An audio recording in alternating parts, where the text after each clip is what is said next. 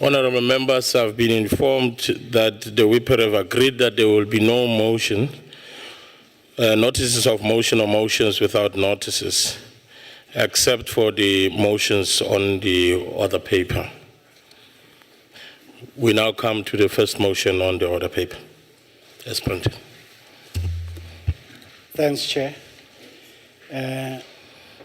The motion reads thus, that in terms of Rule 21, subsection 2, and in the interest of enhancing public participation, conducting oversight and providing a platform for consideration of issues affecting provinces as provided for in section 42, subsection 4, and 72, subsection 1 of the Constitution of the Republic of South Africa, 1996.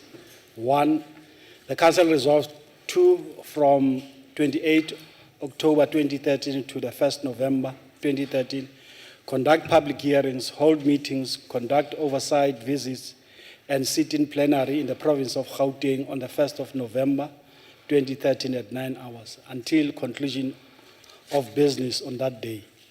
And the Council knows that the estimated cost of effecting the change in venue and maintaining it for a specified period will be approximately 10 million. I so move. Thank you very much, honorable members. As there's no speakers list, I shall now put the question. And the question is that the motion be agreed to. As the decision is dealt with in terms of section 65 of the Constitution, I shall first ascertain whether all delegation heads are present in the House. Are all delegation heads present in the House? In accordance with Rule 71, I shall first allow provinces the opportunity to make their declaration of vote if they so wish. Is there any province that wishes to make a declaration of vote? In the absence of any, we shall now proceed to the voting on the question. I shall do this in an alphabetical order per province. Heads of delegations are advised to use their electronic voting systems if they do work. Are they functional? Have you all checked in? Are you sure? All right. I shall then proceed with voting by calling on provinces. Eastern Cape? Free State? Gauteng? Have you voted? KwaZulu-Natal? Limpopo? Did you vote? No, it's not working. Okay, we'll come back to that. Mpumalanga? Okay. Northern Cape? Northwest?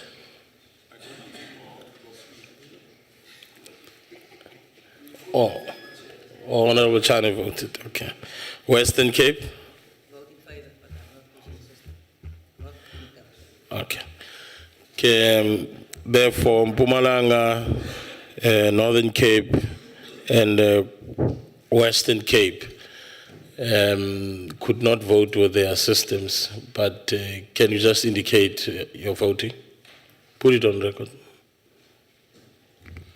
In favor? That is Northern Cape. Mpumalanga. Mpumalanga vote in favor. Western Cape. Vote in favor. Northwest.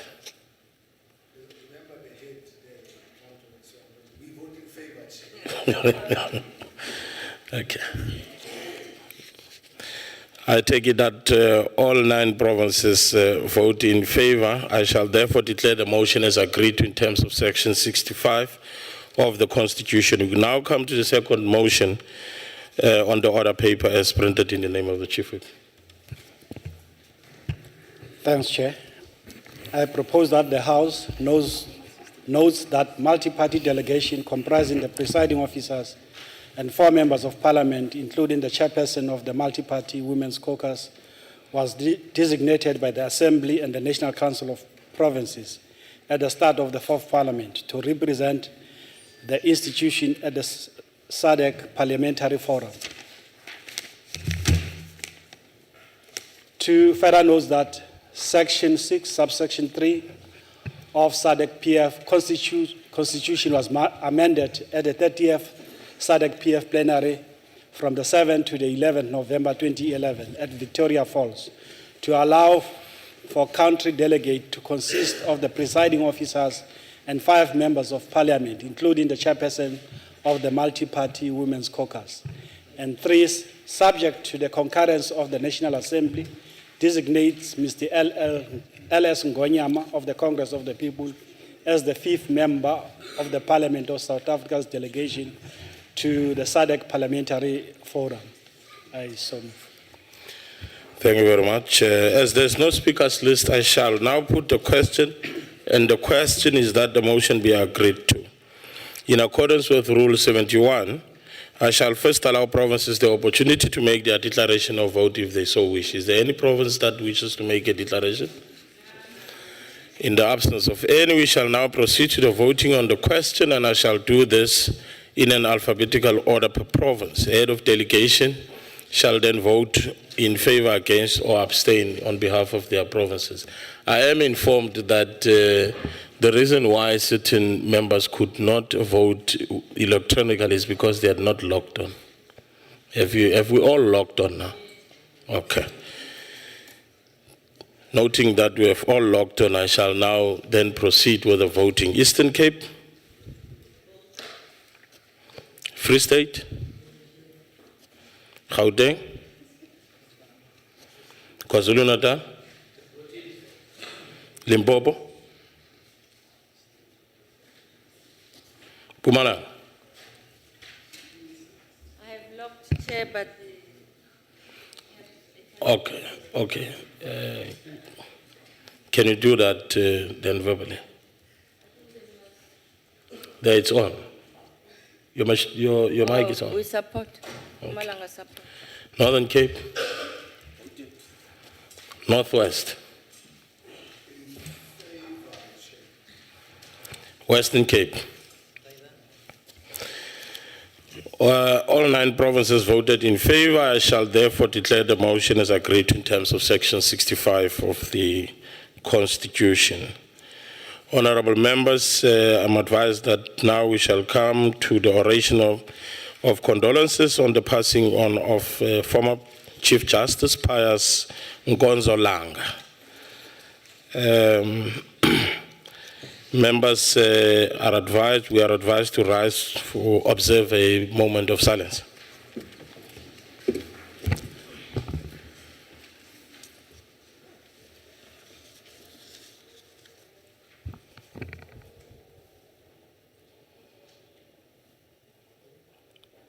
May his soul rest in peace.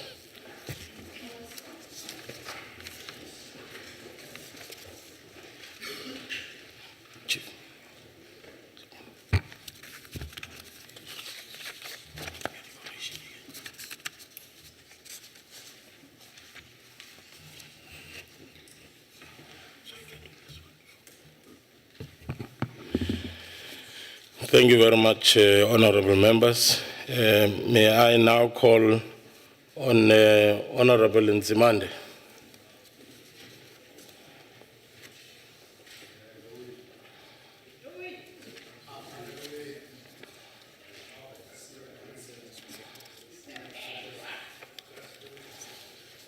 Thank you.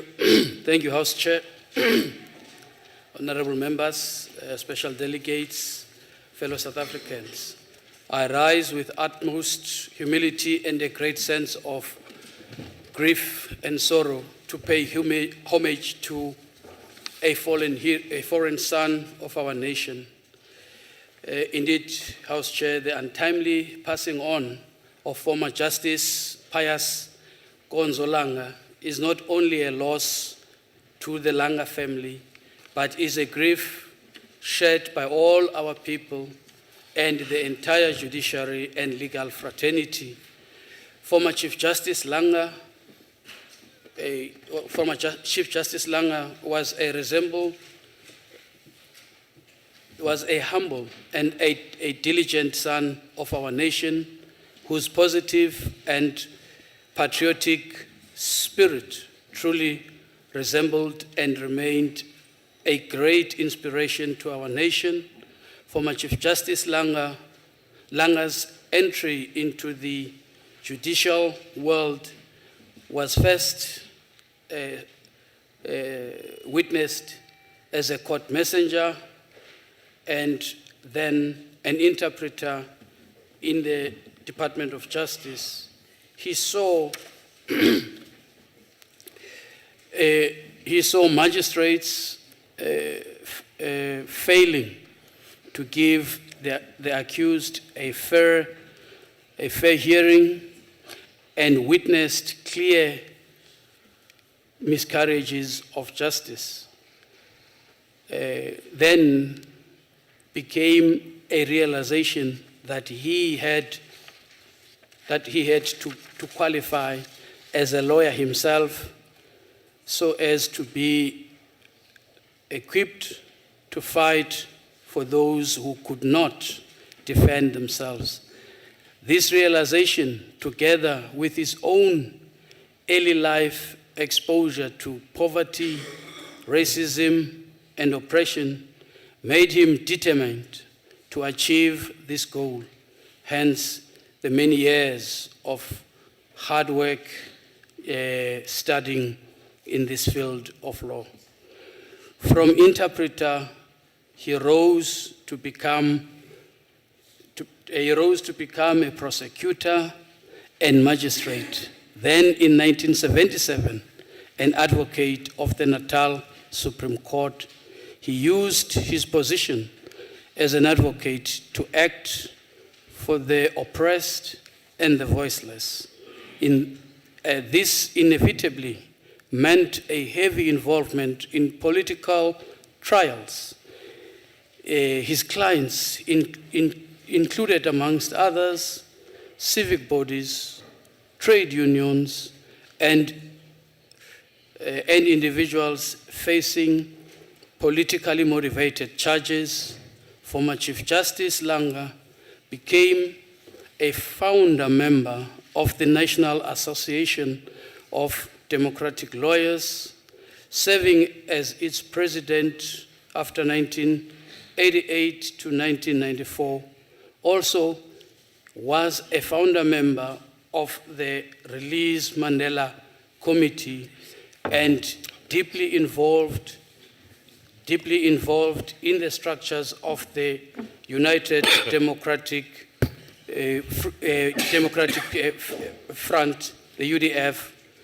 With this legal and political experience, he was, not surprisingly, in the early 1990s, drawn into the negotiation process prior to South Africa's first democratic elections in 1994. Serving as a member of the ANC's Constitutional Committee and helping to draft the party's proposals for the new constitution, former Chief Justice Dr. Langa served the nation with great distinction, not only as a senior counsel president of NADEL and Justice of the Constitutional Court, but also in his capacity as Deputy Chief Justice and later as a Chief Justice of the Republic. He was amongst the first judges to be appointed to the Constitutional Court in 1994. He made an indelible contribution to the development of South Africa's jurisprudence. It was this contribution and involvement in the struggle for justice that saw him receiving numerous awards from the academic sector and government. Amongst the illustrious list of accolades, on April 22, 2008, former President Thabo Mbeki bestowed upon him the the order of the Supreme Counselor of the Baobab in gold. In the same year, the Rhodes University conferred on him the degree of Doctor of Laws or honoris causa. On the 14th of October 2011, the Northwest University bestowed on him a Doctor of Philosophy honoris causa for his distinguished contribution to the drafting of the Constitution, the development of this country's human rights,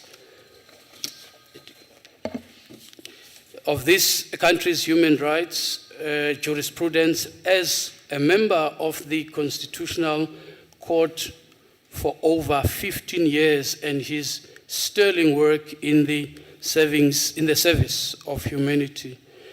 Former Chief Justice Langa resembled every word of a true patriot. Edward Abbey's description of a true patriot when he says, and I quote, "A patriot is a person whose sole purpose is to inspire and is always ready to defend his country." And that was the Justice Pius. Honorable Alonso member, may you Langa. conclude? In conclusion, Chair, I would also like to take this opportunity to pay homage to the MEC, Kospendule,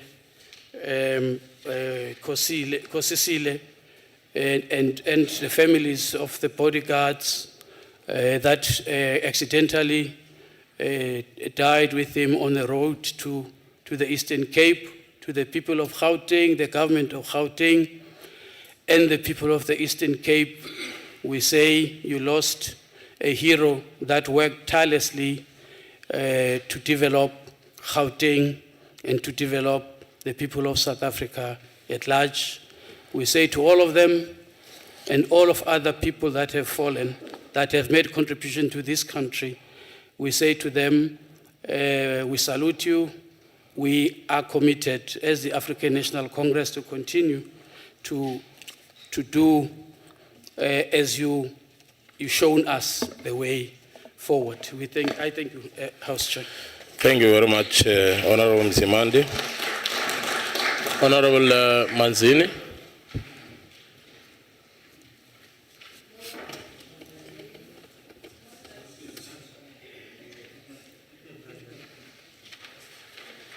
Thank you, Honorable Chair.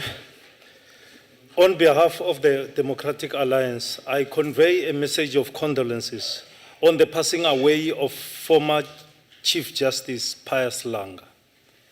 Pius Nkonzo Langa was born on the 25th March 1939 in Bushbuck Ridge and passed on 24th July 2013, aged 74, following a long illness. He served the Department of Justice for 17 years before becoming an advocate of the Supreme Court of South Africa in 1977. He was appointed to the bench by former President Nelson Mandela in 1994. He was among the first group of judges selected for the Constitutional Court established in 1994 under the country's first democratic constitution and became Chief Justice in 2005 under the Mbeki administration. Langa received the Order of the Baobab from Mbeki in 2008 for his service in law, constitutional jurisprudence, and human rights. He retired in 2009 and went on to chair the Press Freedom Commission, which looked into the regulation of the print media in South Africa. Langa's passing left a universal sense of loss in the legal profession. Langa had all the qualities of a Chief Justice, especially in upholding the dignity of the office. He was considered to be a wise and fair lawyer and sought to make peace, not division. South Africa has lost one of its best legal minds, a dedicated human rights jurist and a veteran struggle activist. This is a magnificent goal for, I quote him, when one of the good days he said, "This is a magnificent goal for a constitution to heal the wounds of the past and guide us to a better future. For me, this is the core idea for transformative constitutionalism that we must change." Wena Nkulukumbalanga, wena loyi a humaka evuxeni, laha tiko hinkwaro ri vonaka ku xaka dyambu hikwalaho ka wena. Hi ri namuntlha papa ra ntima ri wele Afrika-Dzonga, Afrika Xipembe, Afrika wonaka. Hi ri hinkwerhu timbilu ta hina ti le ku rileni. Loko hi ku tsundzuka vumunhu bya wena, handle ko hlawula hi mbala, hi kota ku twisisa leswaku a wu ri munhu wa vanhu. Kunene Afrika-Dzonga a yi nikiwile hi khensa ndyangu wa ka Langa loko hi nike jaha nena exikarhi ka tinena yo fana na wena. May his departed soul rest in peace. Thank you very much, Honorable Member. May I call on Honorable Sinclair to continue with the orations?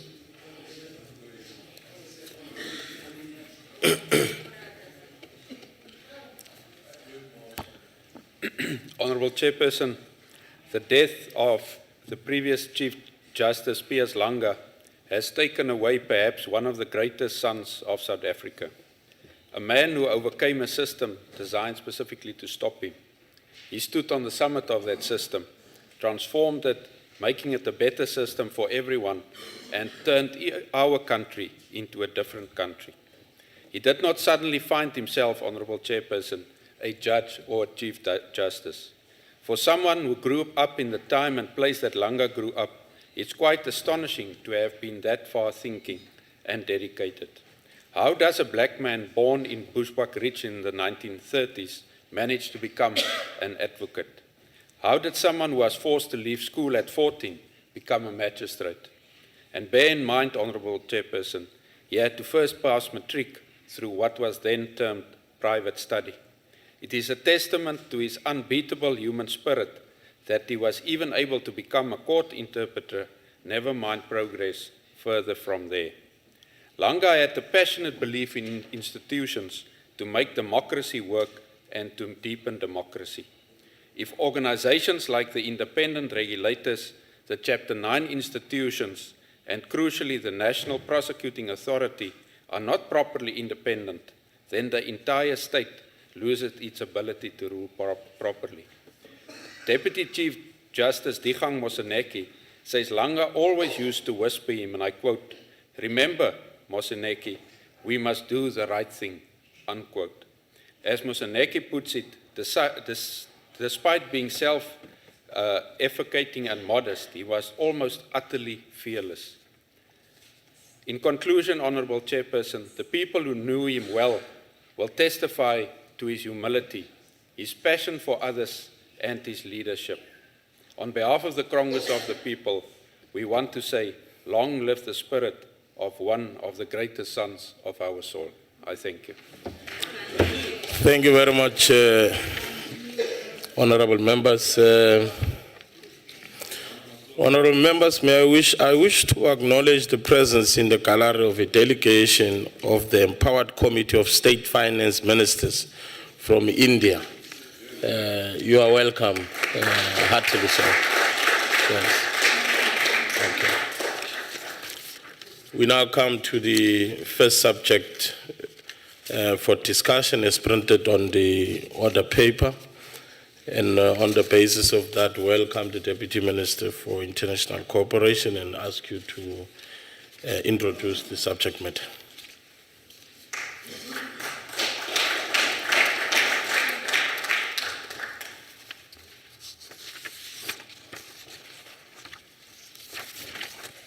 Honourable Chairperson of the NCOP, Honourable Mashlangu, Honourable members of the NCOP, Honourable guest, ladies and gentlemen, as well as a special welcome to the Empowered Committee of the State Finance Ministers from India.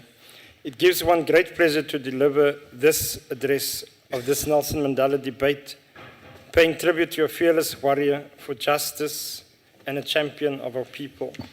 Allow me at the outset to thank the NCOP for inviting one as a department to lead this discussion, and to all and sundry for participating in paying tribute to Tata Madiba, who has strode the landscape of a struggle for justice, freedom, and peace like a colossus for decades. His name has become globally synonymous with our struggle, our victory, and the champion of national reconciliation, and perhaps South Africa's greatest icon. In comprehending his greatness and stature, we are reminded that he walked in the footsteps of giants, Pixlika Seme, Chief Albert Lutulu, Howard Tambo, and others, and like him, past presidents of the ANC's oldest liberation movement. In fact, reflecting on a discussion in 2004 in New Delhi, speaking at the Global Convention on Peace and Nonviolence, Nelson Mandela said, and I quote, "Peace is not just the absence of conflict. Peace is the creation of an environment where all can flourish, regardless of race, color, creed, religion, gender, class, caste, or any other social markers of difference. Religion, ethnicity, language, social, and cultural practice are elements which enrich human civilization, adding to the wealth of our diversity. Why, therefore, should they be allowed to become a cause of division and violence? We demean our common humanity by allowing that to happen.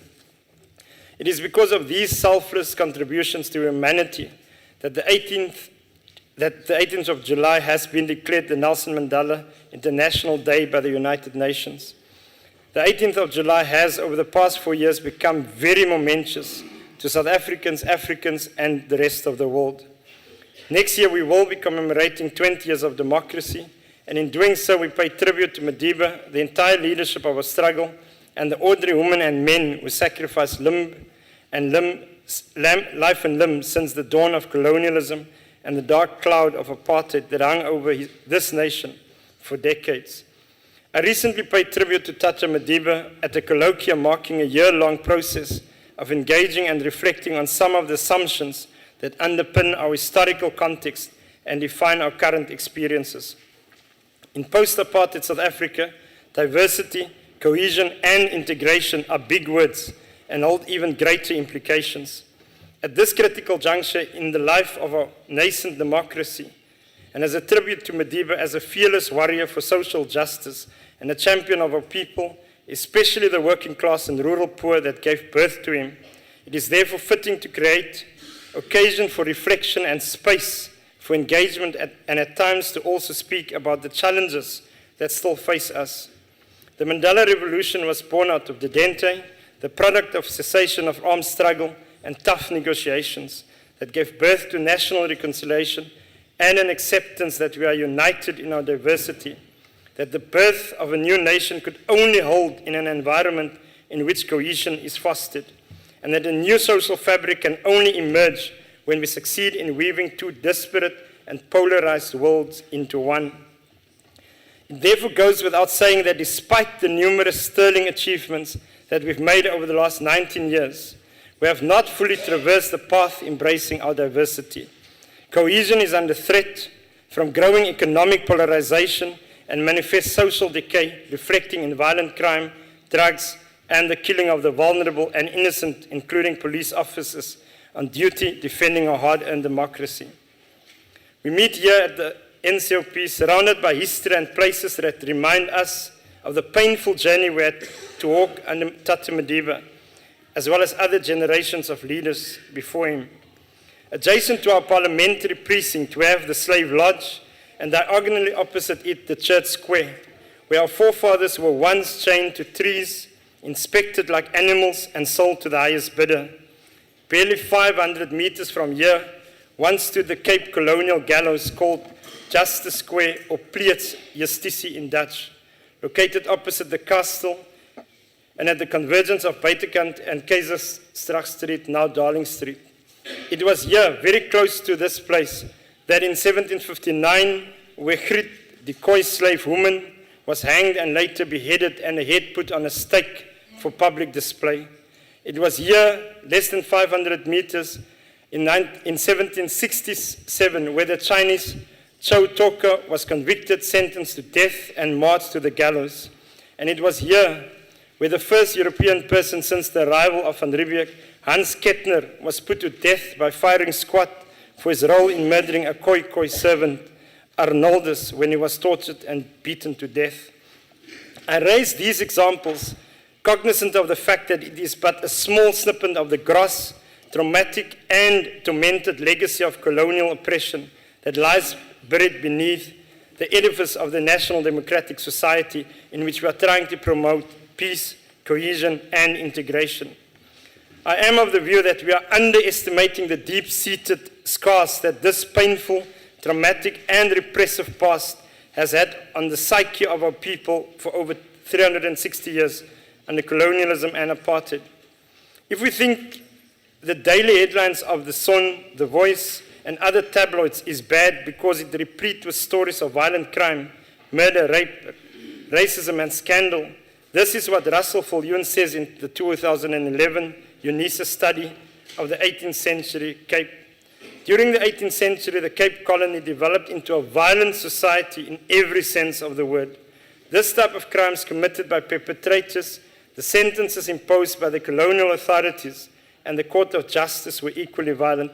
So this debate takes place in the context of reflecting on our past, understanding that the legacy of Nelson Mandela have to speak to cohesion, integration, justice, but also in that then the question around empowerment of our people comes to light.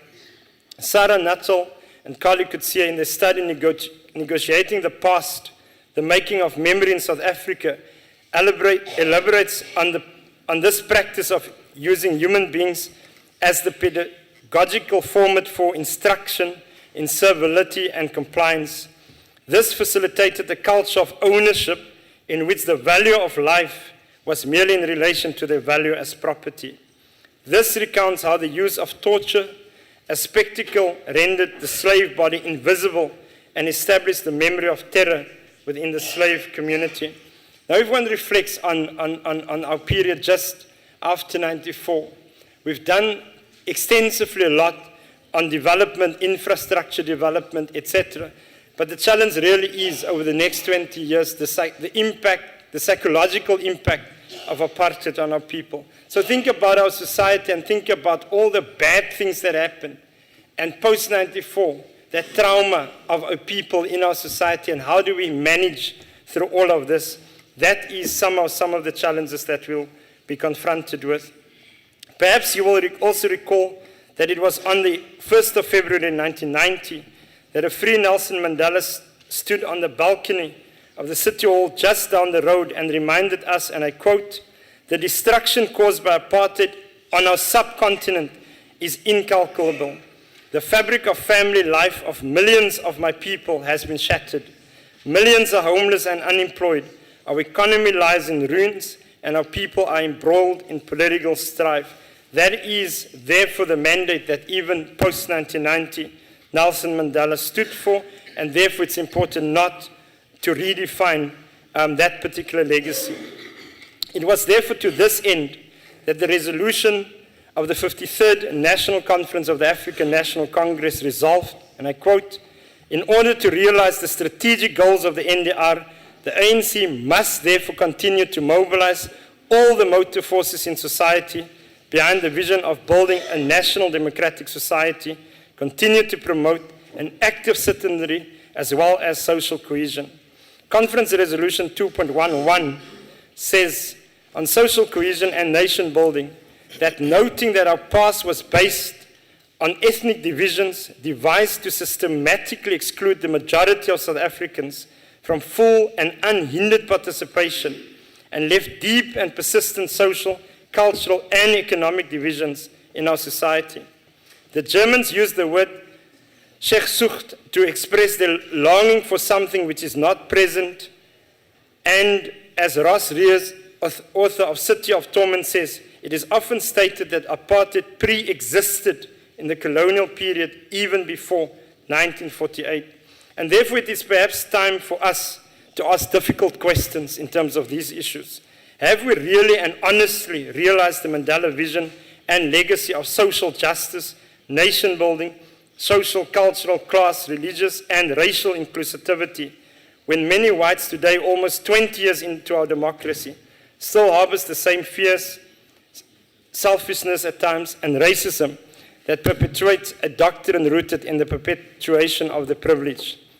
Have we really realized the vision of social justice, nation building, national reconciliation, and social cohesion, when many colored communities, Africans and Indians, still live with the same insecurities created by the psychological impact of colonial apartheid?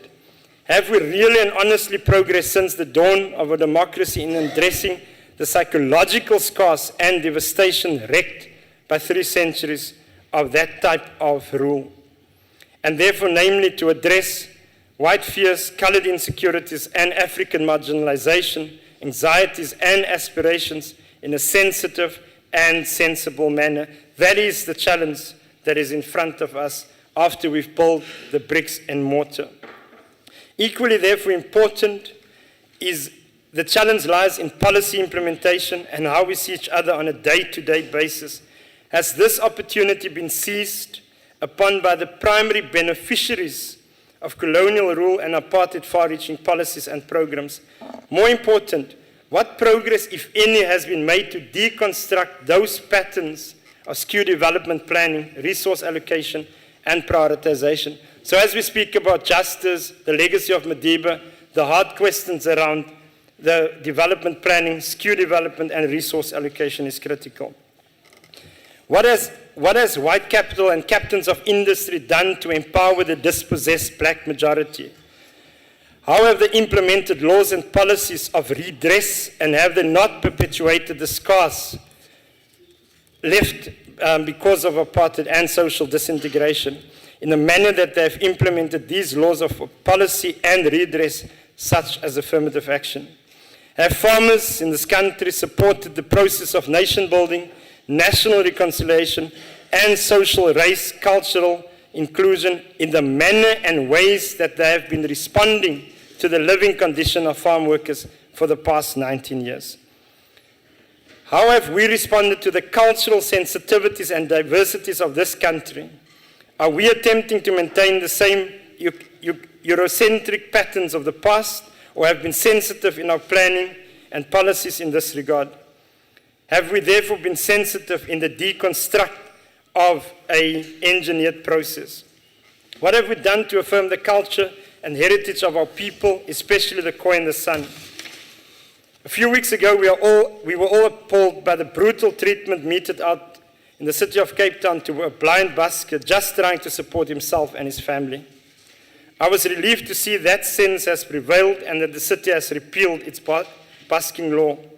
Unfortunately, this type of behavior predominates in a place that serves the interest of some. Such insensitivity manifests in other areas as well, and are sad remnants of a colonial past that only take into account the Eurocentric culture and heritage. What laws and which laws are created to deal with buskers and beggars and the barking of dogs, as well as curbing of minstrels in the city? As we engage this debate and pay tribute to our champion Madiba, we are cognizant that seeking to bring together people that stood on opposite sides of the ideological, political, and military clashes of the past, the dialogue may not be easy. Antjie Krog reminded us recently when she spoke at the Franschhoek Festival that we may not even have a common language and vocabulary with which to speak our thoughts and express ourselves and communicate with each other. On the eve of our celebration of 20 years of democracy, we must ask, how shall we pay tribute to the Mandela legacy? When it is an open secret that our main challenges are poverty, unemployment, and inequality. And despite the wide-ranging improvements that have been made, this is still a daily lived reality for many people in remote rural areas, underdeveloped townships, and settlements, and impoverished urban and peri-urban suburbs.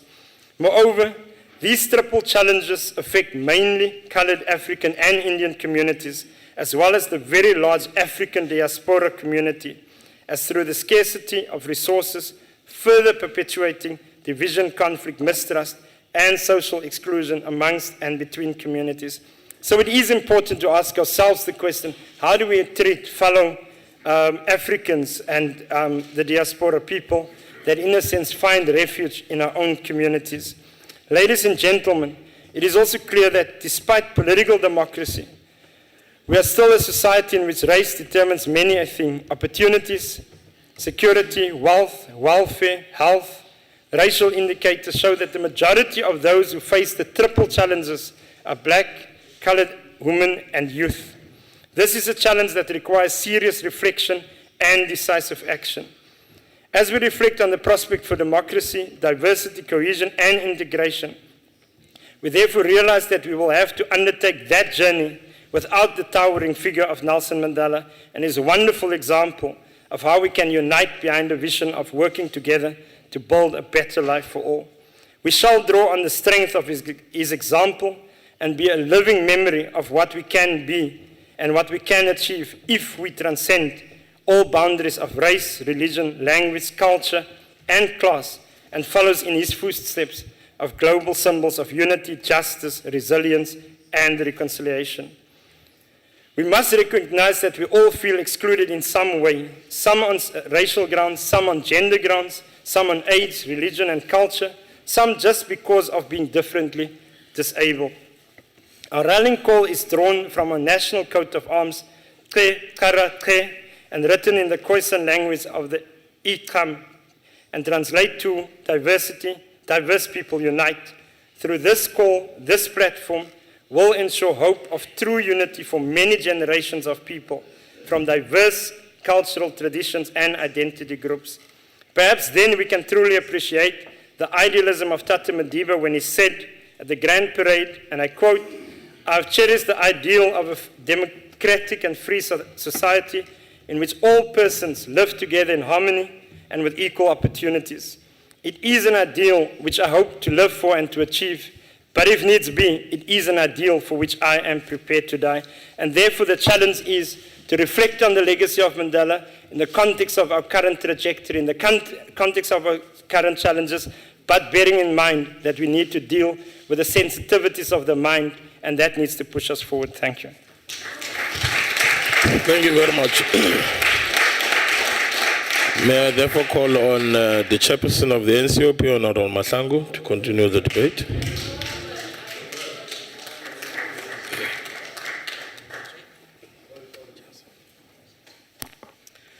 Honorable House Chairperson Tau, Honorable Deputy Minister Fransman, honorable members, ladies and gentlemen, let me take this opportunity to bid farewell to a humble man of law, the late former Justice Pius Langa. Judge Langa personified humanity and wisdom. May his soul rest in peace. The debate that we are about today takes place on a day on which, according to history, in the year 30 BC, Octavia, later known as Augustus, entered Alexandria in Egypt, bringing it under the control of the Roman Republic. This was the start of tribulation and oppression that the African people would endure under their colonial masters.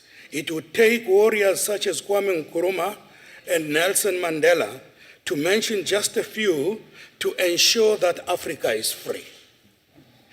That is why today we are paying tribute to the fearless warrior and champion of our democracy, Nelson Mandela. Inambe enkulu eqadi iziziba, iqadi likaJongintaba, unyana kaNosekeni. When we speak of Nelson Mandela, we run short of words to describe him.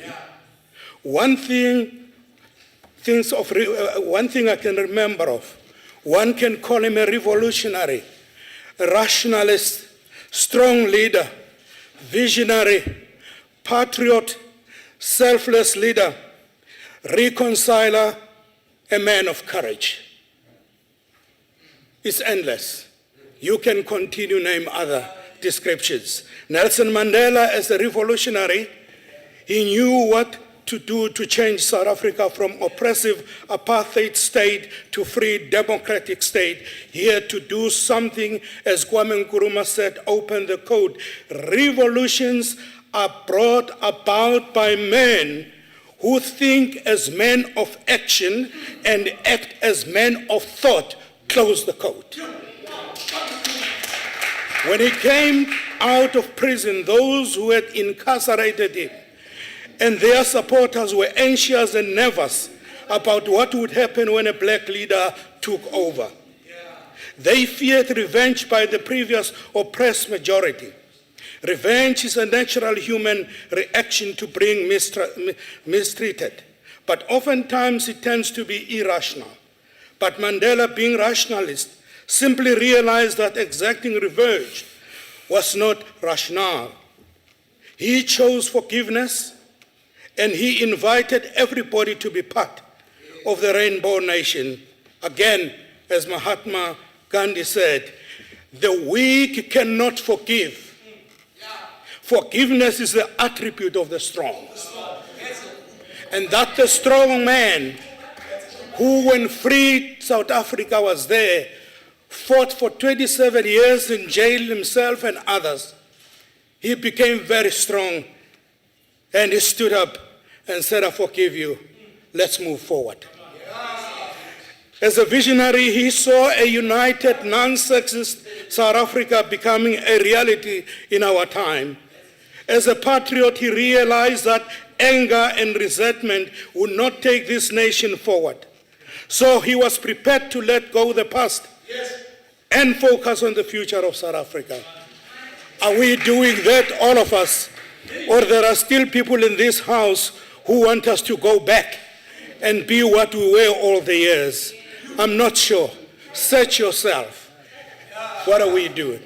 Nelson Mandela, together with a fellow comrades, led about 45 million South Africans of all color out of apartheid and into a democracy and a constitutional equality.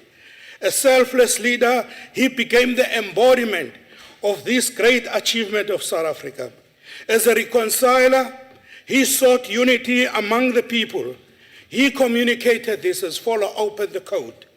We place our vision of a new constitutional order for South Africa on a table not as conquerors, prescribing to the conquered. We speak as fellow citizens to heal the wounds of the past with the intent to constructing a new order based on justice for all. This is a challenge that we face all as South Africans today, and it is one to which I am certain we will rise. Close the quote. He had the courage to take on the mantle of such high expectation at the age of 76, when some of us were enjoying at home and doing nothing. He carried his responsibility with confidence and dignity. And we appreciate the work that Nelson Mandela did. During his inauguration as the first president of democratic South Africa, 10th May 1994, he had this to say: the moment to bridge the chasm that divided us has become. The time to build is upon us. We have at last achieved our political emancipation. We pledge ourselves to liberate all our people from the continuing bondage of poverty, from the continuing deprivation, from the continuing suffering, gender and other discrimination. Close quote. We commit ourselves to construct of a complete, just and lasting peace. We have triumphed in the effort to implant hope in the breast of the millions of our people. We enter into a covenant that we shall build a society in which all South Africans, both black and white, will be able to walk tall without any fear in their hearts, assured of their inalienable right to human dignity, a rainbow nation at peace with itself and at peace with the world. Throughout this presidency, Nelson Mandela remained true to this vision to make South Africa a rainbow nation, is at peace with itself and the world. This is the legacy that his presidency left us, and it is for us to take it forward. Today, we have a rainbow nation that we must build because of our leaders like Nelson Mandela. He did this because he was convinced by the ideal of democracy and non-racialism. This is an ideal which he hoped to live for and to achieve. But if needs be, it is an ideal for which he was prepared to die for. No excuse about it. The question that we must ask ourselves today is, what are we doing to keep the legacy of Mandela alive? That's a question that we must ask ourselves, particularly as leaders sitting in this house. What is it are we going to do to emanate this man, this icon, this brave man, this courageous man? That's a question we're asking ourselves. Today, South Africa is faced with many challenges. It is therefore incumbent upon us to keep the torch that Mandela raised so that we can be able to address our challenges. Yes, it is not easy because the expectations of South Africans about the pace of change are enormous. But we must remember that when the majority government came to power, the civil service, the army, the police, the industry, agriculture had to be transformed. This was amidst the great expectation for faster change from those who had been on the margins. Honorable members, the presidency of Nelson Mandela has a special meaning for the NCOP. It was during his presidency that this institution transited from the Senate to the current version of being the National Council of Provinces. When addressing the House on the 7th of August 1998, President Mandela said, "The NCOP is uniquely placed to reflect the diversity of our society and to synthesize the experience of those spheres of government which are charged with the great bulk of task of implementing our national program of our fundamental change." He added that among the tasks of the NCOP, faced the consensus building work remained the most vital. He understood that the members of the cabinet are accountable collectively and individually to Parliament for exercise of their power and performance of their functions.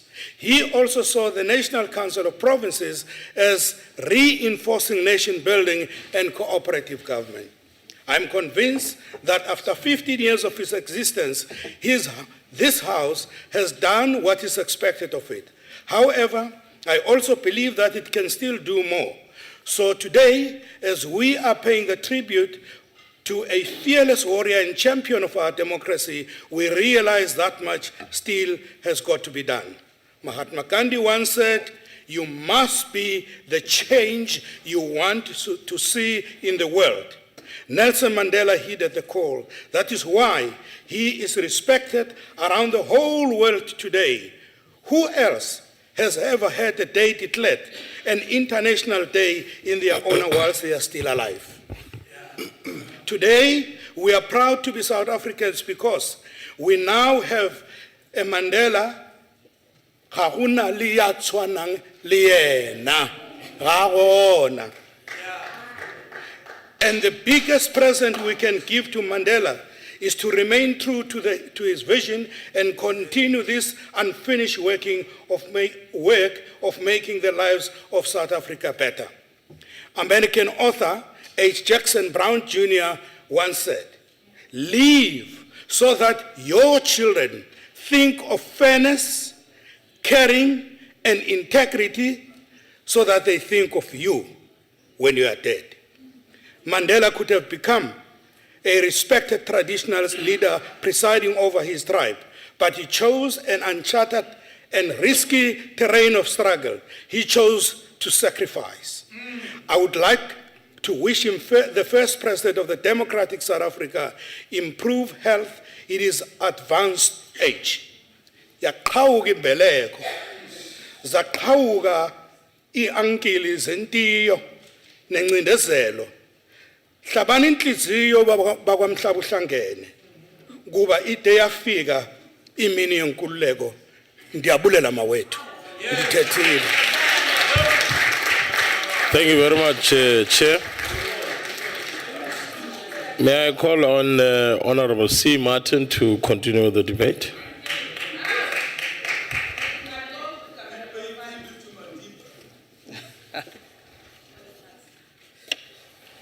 House Chairperson, Chairman of the NCOP, Deputy Minister Marius Fransman, members of the National Council of Provinces, distinguished guests, ladies and gentlemen, to our visitors from India, namaste.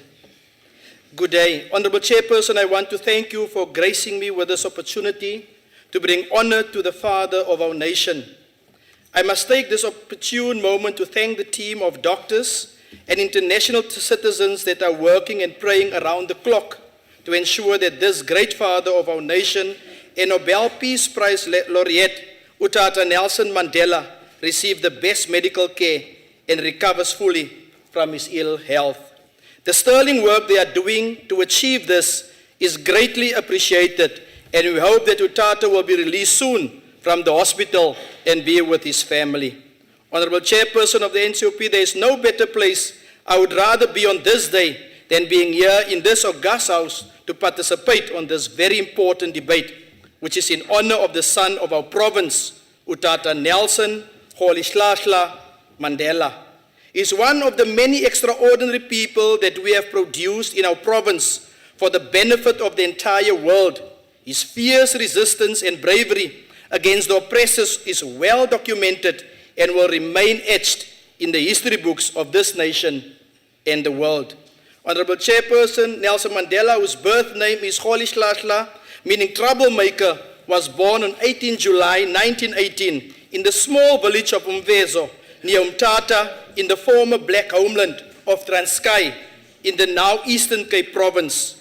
To describe his experience in this area of birth, in Greek wakoi, I would say, go kuleme, meaning a place where he have suffered much.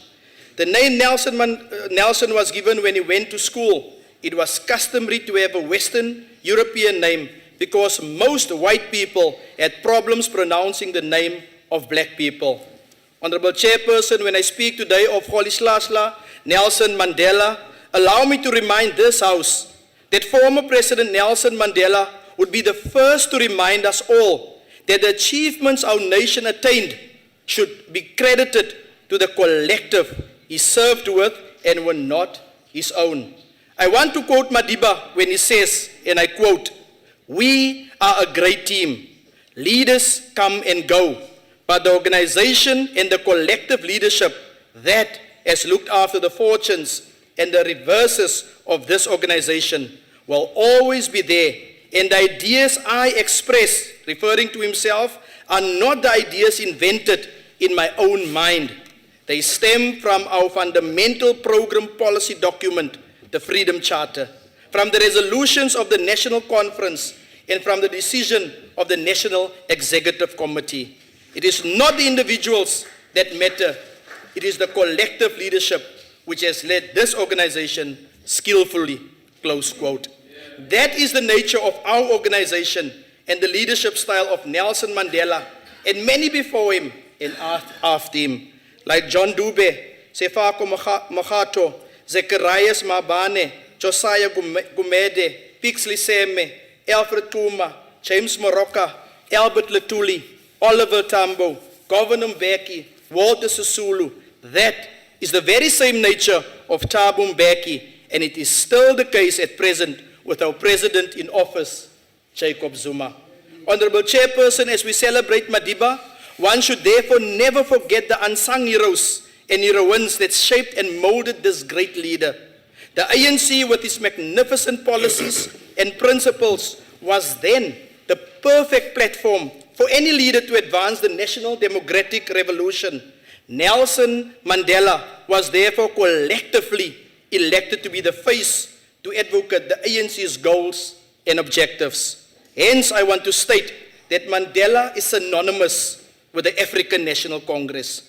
And as Madiba himself so humbly states that he is not bigger than the African National Congress.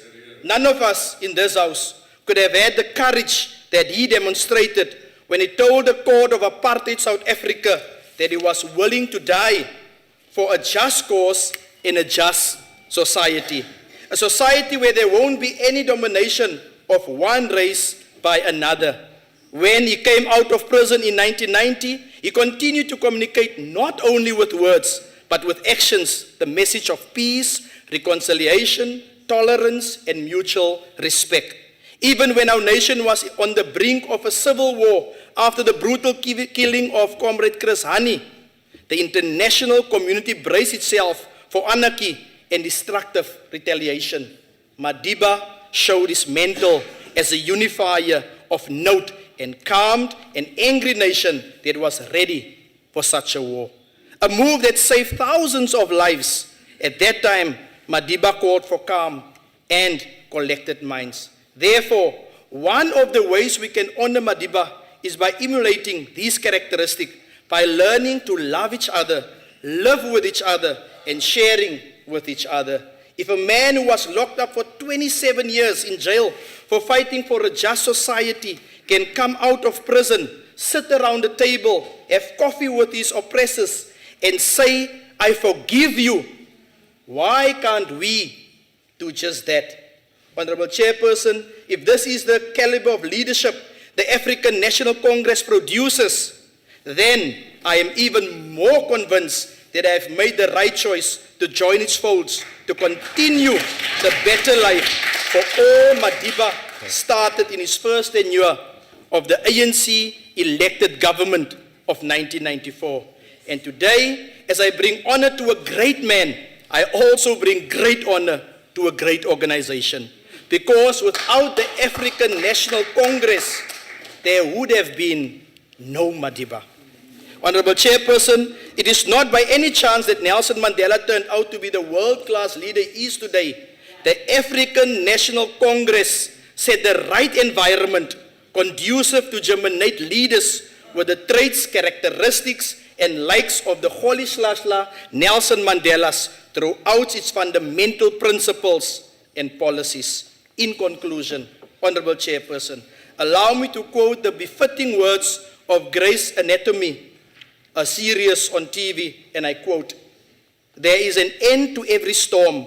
Once all the trees has been uprooted, once all houses have been ripped apart, the wind will hush, the clouds will part, the rain will stop, the sky will clear in an instant, and only then, in that quiet moment after the storm, do we learn who was strong enough to survive it." Close quote. Nelson Holy Slasla Mandela went through many private, personal, and professional storms in his 95 years, and we have always learned after every storm that he was strong enough to survive. By the words of Albert Einstein, referring to Mahatma Gandhi, I can say the same of Nelson Mandela, and I quote, "Generations to come, it may be, will scarcely believe that such a one like this have ever walked on this earth." I thank you. Thank you very much, Honorable Member. Order, honorable members. May I call on Honorable Van Lingen to continue with the debate?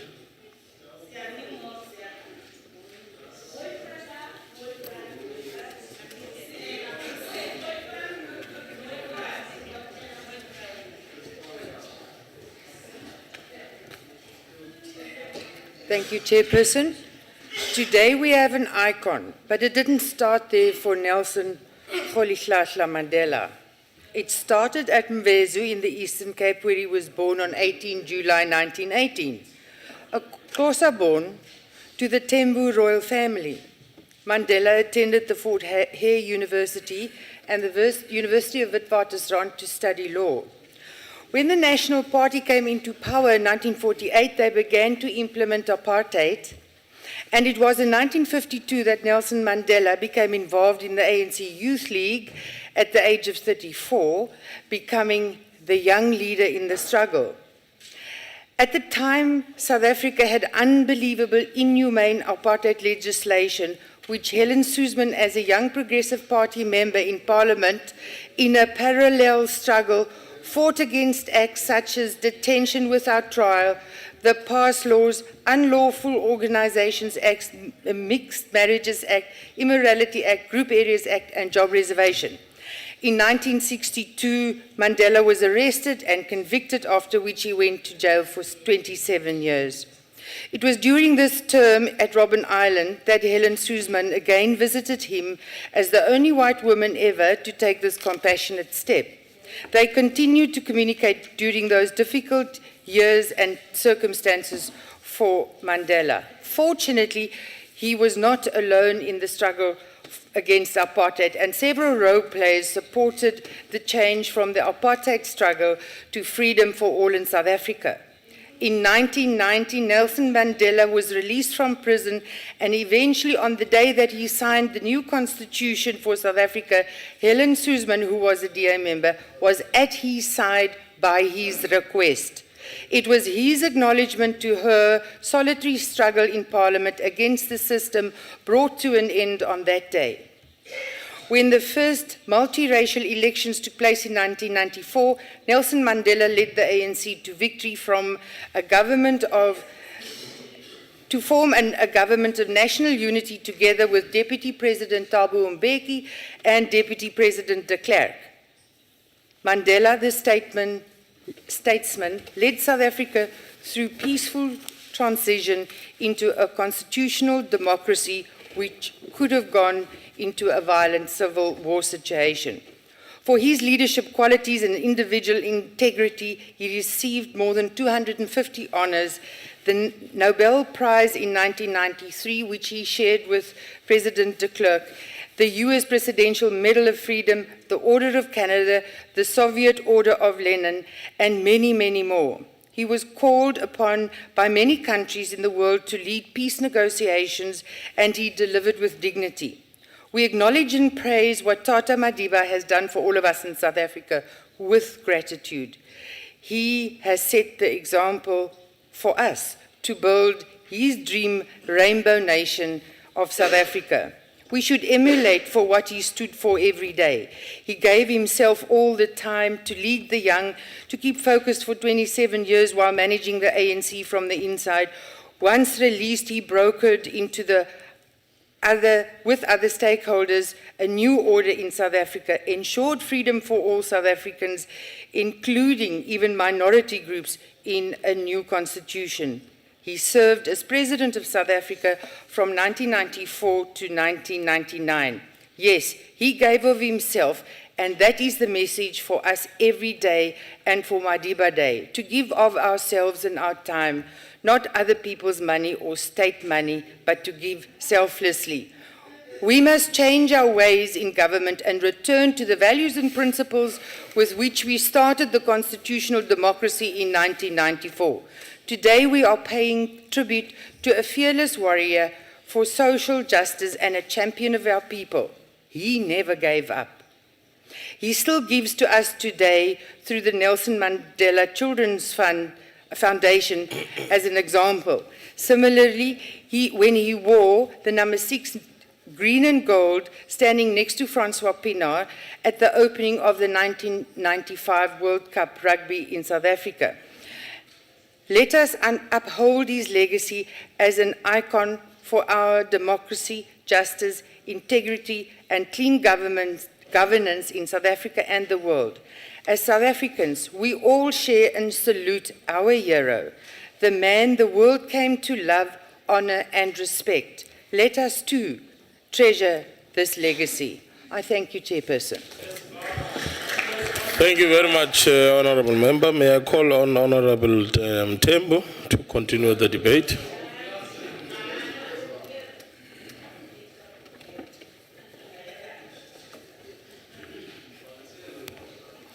Thank you, Honorable Chair.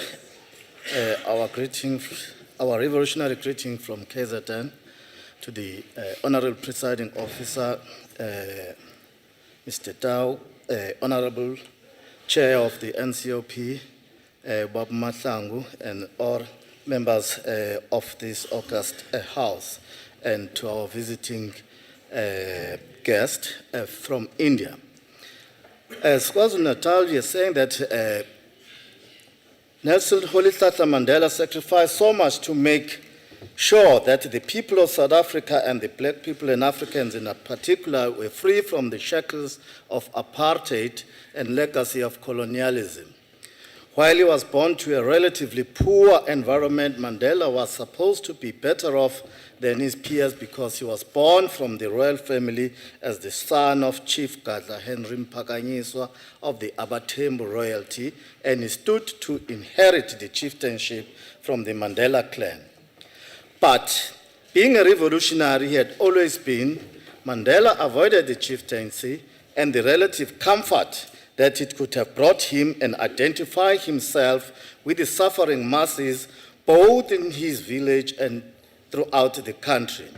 That is where the legend have become an international icon first began. His arrival in Johannesburg and joining the African National Congress only served to strengthen his resolve to fight the unjust system of apartheid. The campaigns he led as an ANC Youth League activist are well documented.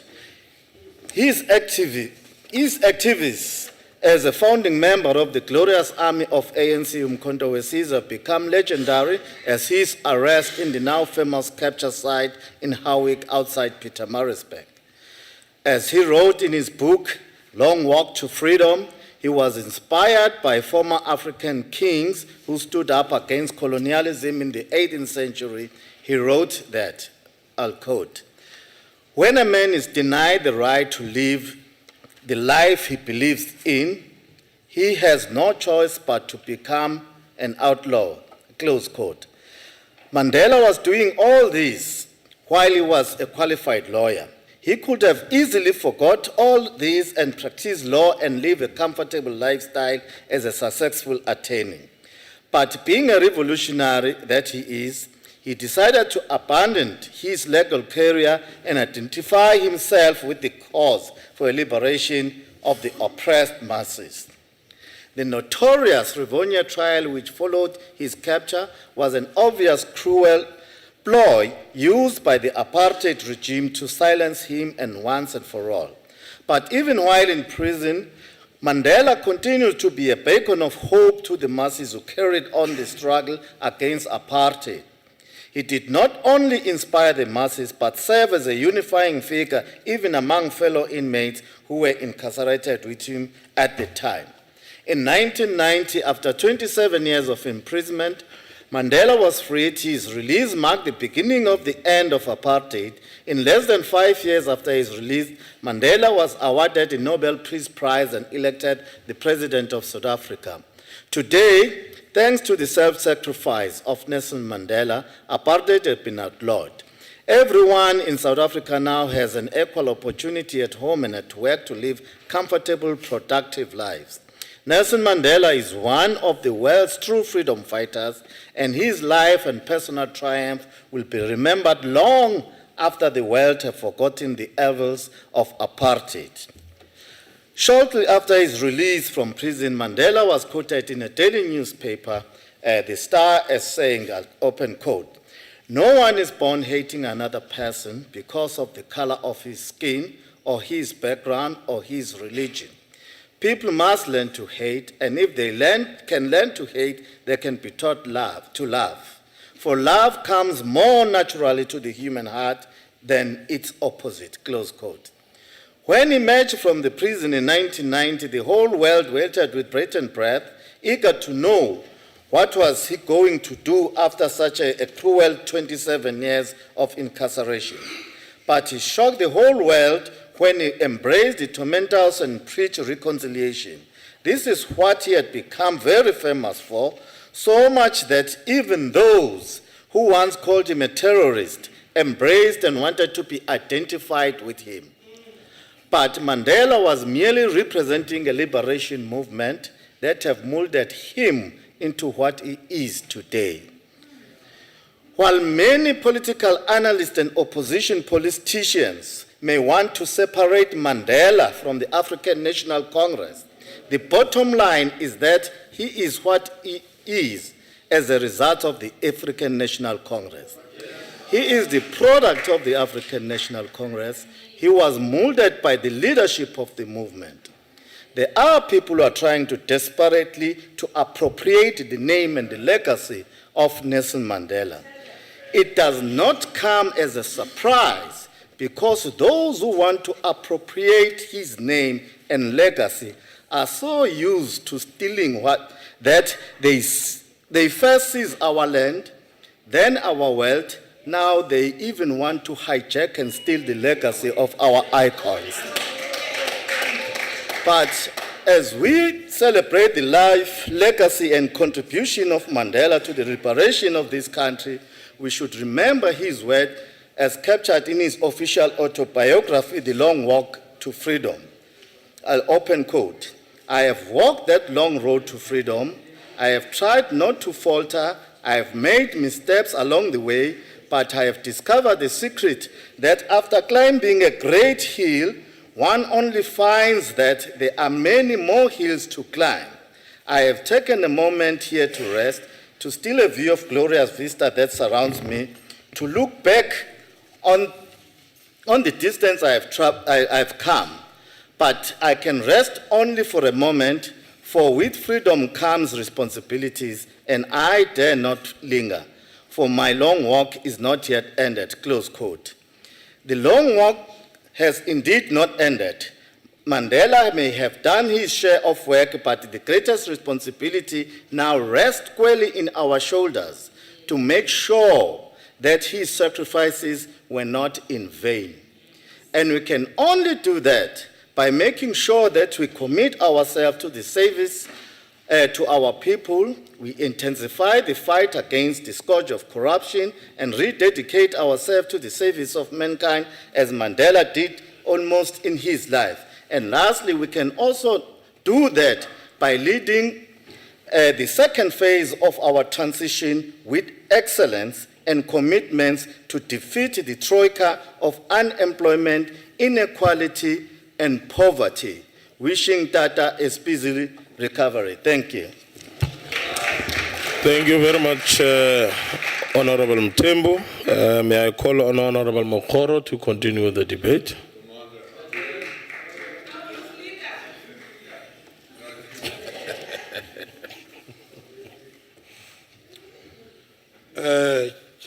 Chair of Chairs, thank you very much. It is indeed a great honor for me to take part in today's debate, and I want to begin by saying our thoughts are with you, Comrade Nelson Mandela, father of the Rainbow Nation, son of our glorious movement, the African National Congress. We shall continue praying for you for speedy recovery. Chair, since he was admitted in hospital on the 8th of June, today it is the 55th day, lying in a critical state on his bed, but even so, he is not giving up. This chair depicts his true character, as we could recall that from an early age, He showed attributes of a fighter, a leader. Comrade Mandela grew up listening to his elders narrating stories of his ancestors' heroism during the wars of resistance, and he also dreamed of making his own contribution to the freedom struggle of his people. It is that dream which made Nelson Mandela the hero we all love and respect today, because he had to work tirelessly to realize it. Chair, it was not by chance that Nelson Mandela, together with A.P. Mda, Walter Sisulu, Oliver Tambo, became the founding members of the African National Congress Youth League in 1944. And we would recall the great impact they made in shaping the direction of the African National Congress and its leadership had to take going forward. Comrade Madiba, with his dream still vivid and intact, rose progressively through the ranks of the ANC Youth League. And through the work he undertook in the African National Congress, he continued his dream by contributing for a better ANC and changed it to a national movement.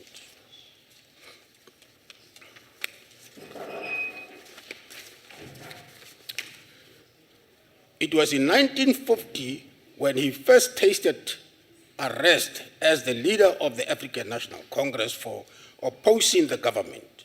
In 1952, he was chosen as the National Volunteer-in-Chief of the Defiance Campaign and led from the front. As a result, together with other leadership, he was arrested and charged under the Suppression of Communism Act for taking part in the campaign. On the other hand, Chair, Comrade Madiba never gave up on his studies.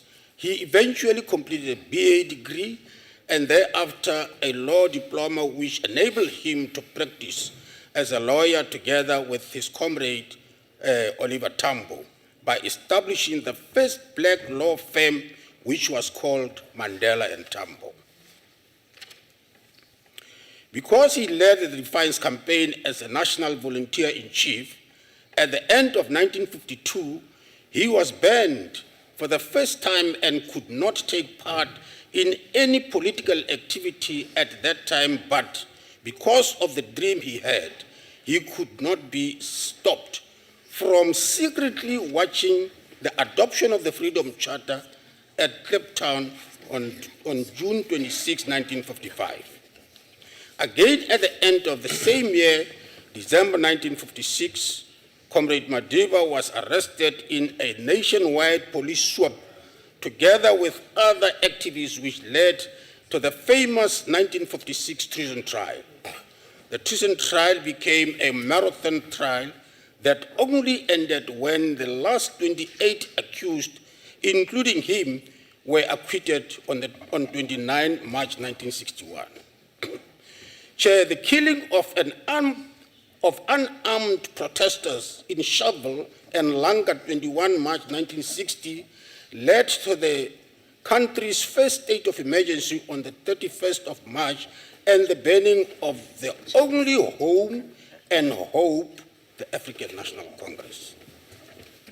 Chair, just days before the end of the treason trial, Comrade Madiba attended the All in Africa conference in Pietermaritzburg, and it was in this conference where he suddenly emerged from the audience and took up to the stage and made a revolutionary speech in which he outlined the history of our struggle and the efforts the African National Congress made to get the Nationalist Party government to create conditions for peaceful negotiation. But the apartheid government continued its intensification of their oppressive system against the black majority. It is at this time he asked the audience, what method can we use in order to attain our freedom? The audience roared and said, armed struggle. And it was then that they decided an armed struggle must be formed to take up arms against the enemy. The establishment of Mkondo Wesizwe as Spear of the Nation was in response of the stubbornness of the Nationalist Party government not to listen to the grievances of the oppressed majority, and Comrade Madeba was appointed to lead the armed struggle. As a result, in January 1962, Comrade Madeba, using his adopted name, David Motsamai, left South Africa secretly and traveled around the continent and also visited England to gain support for the armed struggle. Comrade Madeba underwent military training in Morocco and Ethiopia as a soldier and guerrilla fighter. Upon his return back to the country in July 1962, he then went to brief the president of the organization, Chief Albert Luthuli, about his trip. It was from this briefing that Comrade Madeba was again arrested in a police roadblock in KwaZulu-Natal outside Howick in August. This arrest led him being convicted and sentenced to 5 years for leaving the country illegally, and was then transferred to Robben Island. Not very long thereafter, his comrades were raided and arrested at a secret hideout in Lilliesleaf, and Comrade Madeba had to return and join them on a trial for sabotage, in which it became known as the Rivonia trial. As all of them were facing the death penalty, again Comrade Madeba showed leadership and led from the front. Chair, who can forget his famous speech from the dock on 20th April 1964, when he said, open quote, "I have fought against white domination, and I have fought against black domination. I have cherished the ideals of a democratic, free society in which all persons live together in harmony and with equality of opportunities. It is an ideal which I hope to live for and to achieve, but if need be, it is an ideal for which I am prepared to die." Chair, this was a speech that made the judge to feel a chill sensation down his spine and could not gather the strength to pass the death penalty. In conclusion, Chair, as I have outlined above, Madeba has continued to be an inspiration to millions all over the world. When many institutions and organizations conferred honors and gifts upon him, he was the first to declare that he accepts these honors on behalf of the people of South Africa. In other words, Madeba understood himself to be part of the collective leadership of the African National Congress.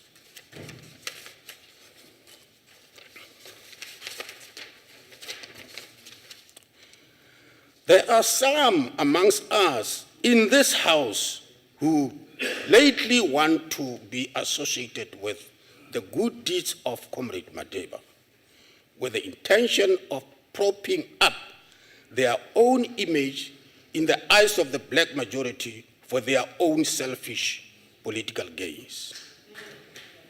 Chair, to them, the ANC says, embrace him as a commander-in-chief of Mkondo Wesizwe. Embrace him as a man of peace. Embrace him as a volunteer-in-chief of the Defiance Campaign.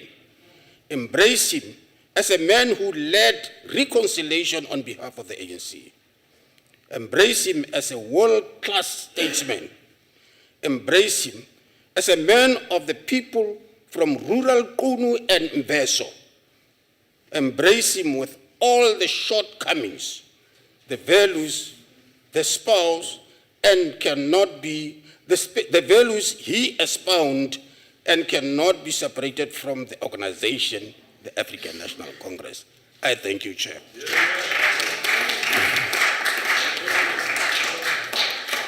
I now call upon Honorable Mashamba. Chair Chairperson of Agriculture, Limpopo.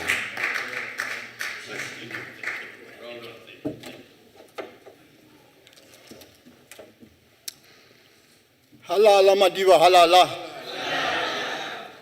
He anyele Mandela, anyele. Honorable Chair,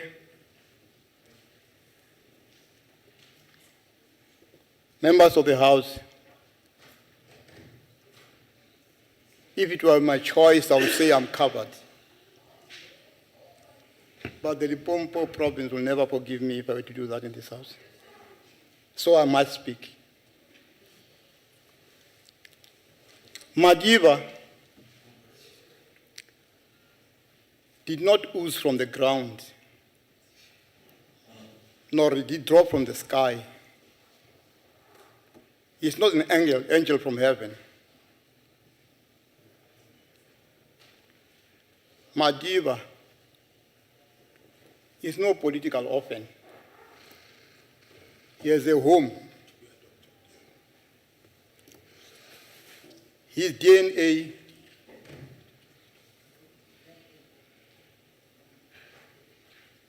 is the colors of the African National Congress. Madiba today is an icon, and we have July 18 as Madiba Day. What a man and what a day. Madiba is not Father Christmas either. Many a time when you celebrate this day, we have a tendency of going around giving houses, giving blankets, and so on and so on. Madiba is a rebel, a revolutionary democrat. Madiba Day is a rebel day, it's a revolutionary day. He rebelled against injustice. He rebelled against a government based on injustice. A government that robbed our people of their land, their right to land. A government that has robbed our people of the right to their sovereignty, a right to their human dignity. Madiba is a rebel. And if you want to remember him, then we must rebel against any form of injustice that we may encounter in this country. It is important to remember that Madiba was rebelling a system of injustice. He taught us in the ANC that we are not fighting a people, they're white people, but we are fighting a system. And the task for us now is to build a system that will enable us to live together as one people, black and white, in accordance with the vision of the people that was adopted in 1955 in Cape Town. Madiba, as a rebel, he did not go around like Father Christmas giving gifts. He mobilized our people, organized them, led them, empowered them to be their own liberators. He's a fighter, warrior. That which we see as philanthropic deeds are a byproduct of this struggle against injustice. Madiba is a strategist, a tactician. He knows when to advance and when to retreat. That's why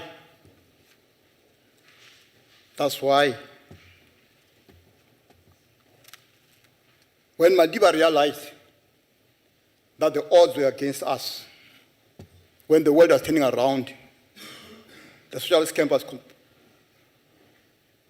collapsing.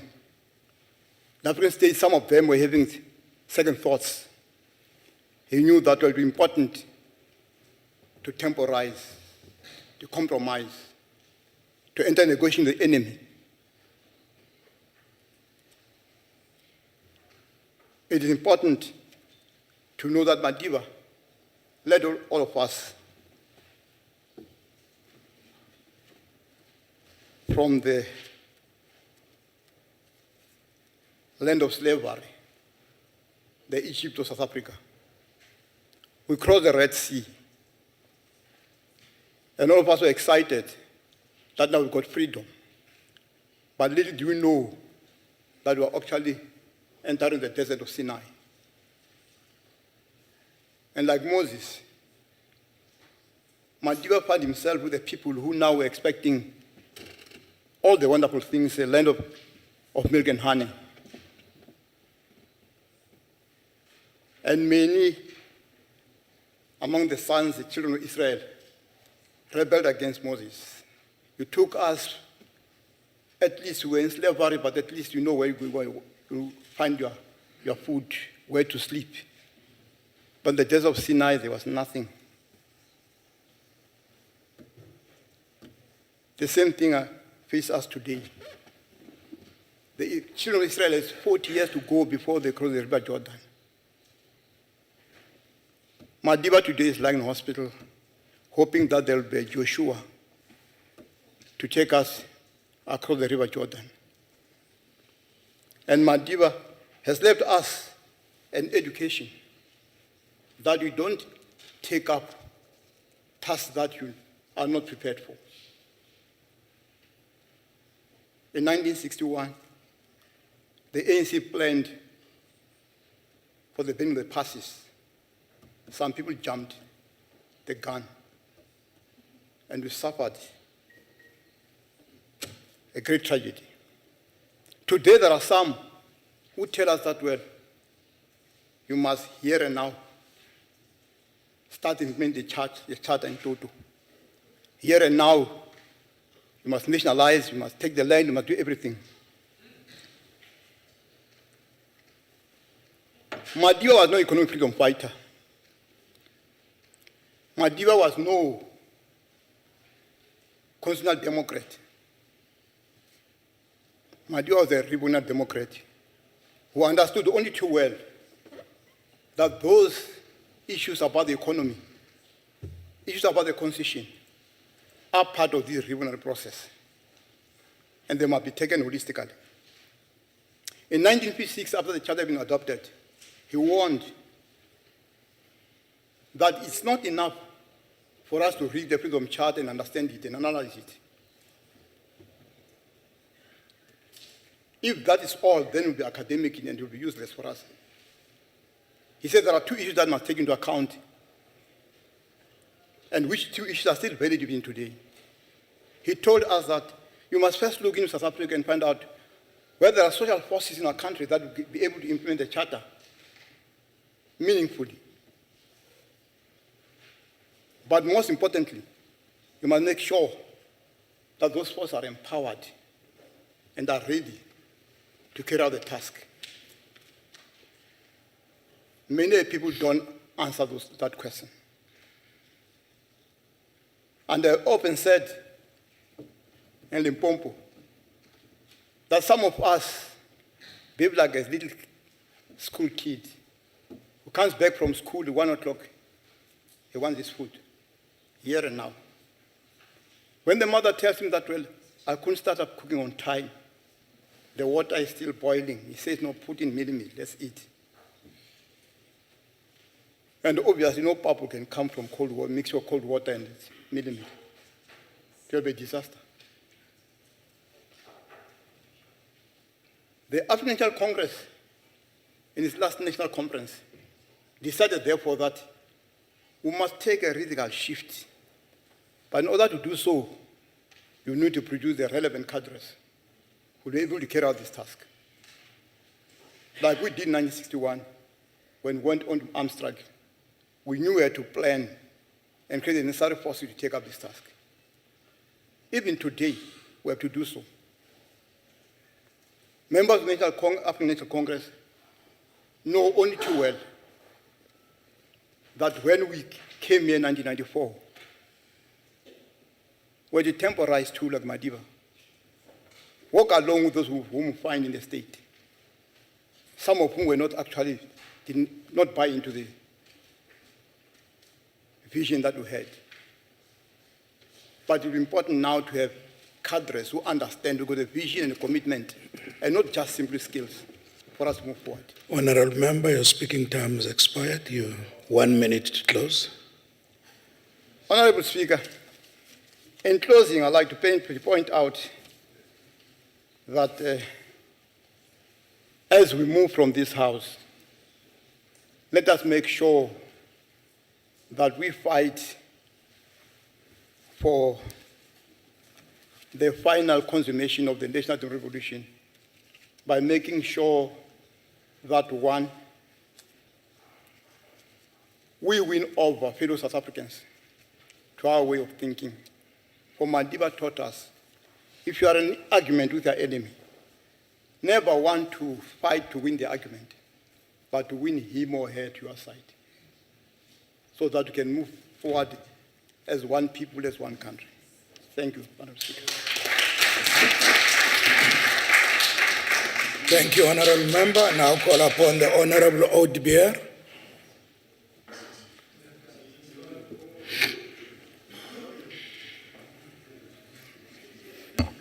Chairperson, what a nice umkhabulo today. Chairperson, celebrating the life of the people's icon, Dr. Nelson Rolihlahla Mandela, we are not just singing praises of a great leader, but we reflect on the greatness, values, moral direction in an example that he set. President Nelson Mandela spent 25 years of his life in prison as an agent of change, liberator, an activist of the people, a dedicated son of the soil, the father of a nation who understands the dynamics of society. Chairperson, normally when we stand in front of an open grave, it's when we celebrate the life of the person, it's normally when we stand in an open grave. But today we can still stand proudly and bring flowers to Madiba, and he still smiles. Even when he is in hospital, this Archbishop Desmond Tutu confirmed. Let's share these great moments and lessons from his unveiling stance during and after the Ravundra trial. He stood firm and was not afraid to challenge the oppressors. He understood the African pain, desire, and heart of the people, stating, open quote, if there are dreams about a beautiful South Africa, there are also a road that lead to that goal, close quote. Two of these roads could be named goodness and forgiveness. From the perspective he could rise as a politician, leader, as father as well. When President Nelson Mandela said, open quote, to deny people their human right is to challenge their very humanity.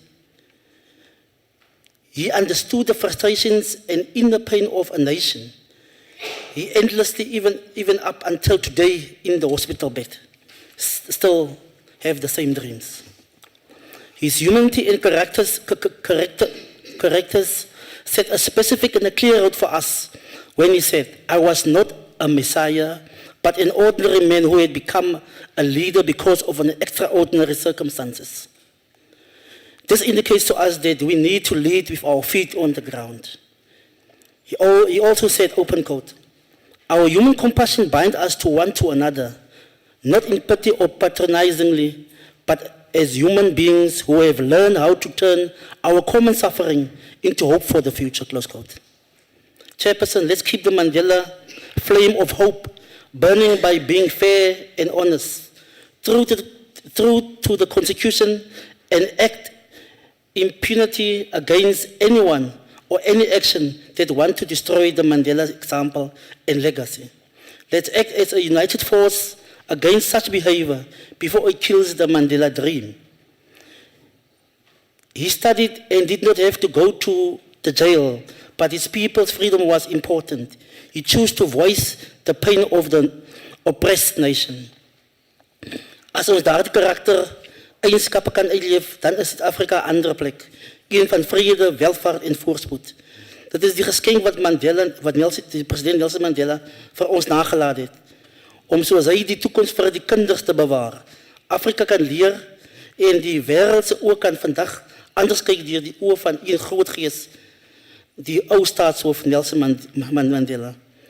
Mag sy gesondheid tot sterkte by die dag verbeter. Baie dankie, voorstel. I now call upon the Honorable Masango, Chair of Chairs, Mpumalanga.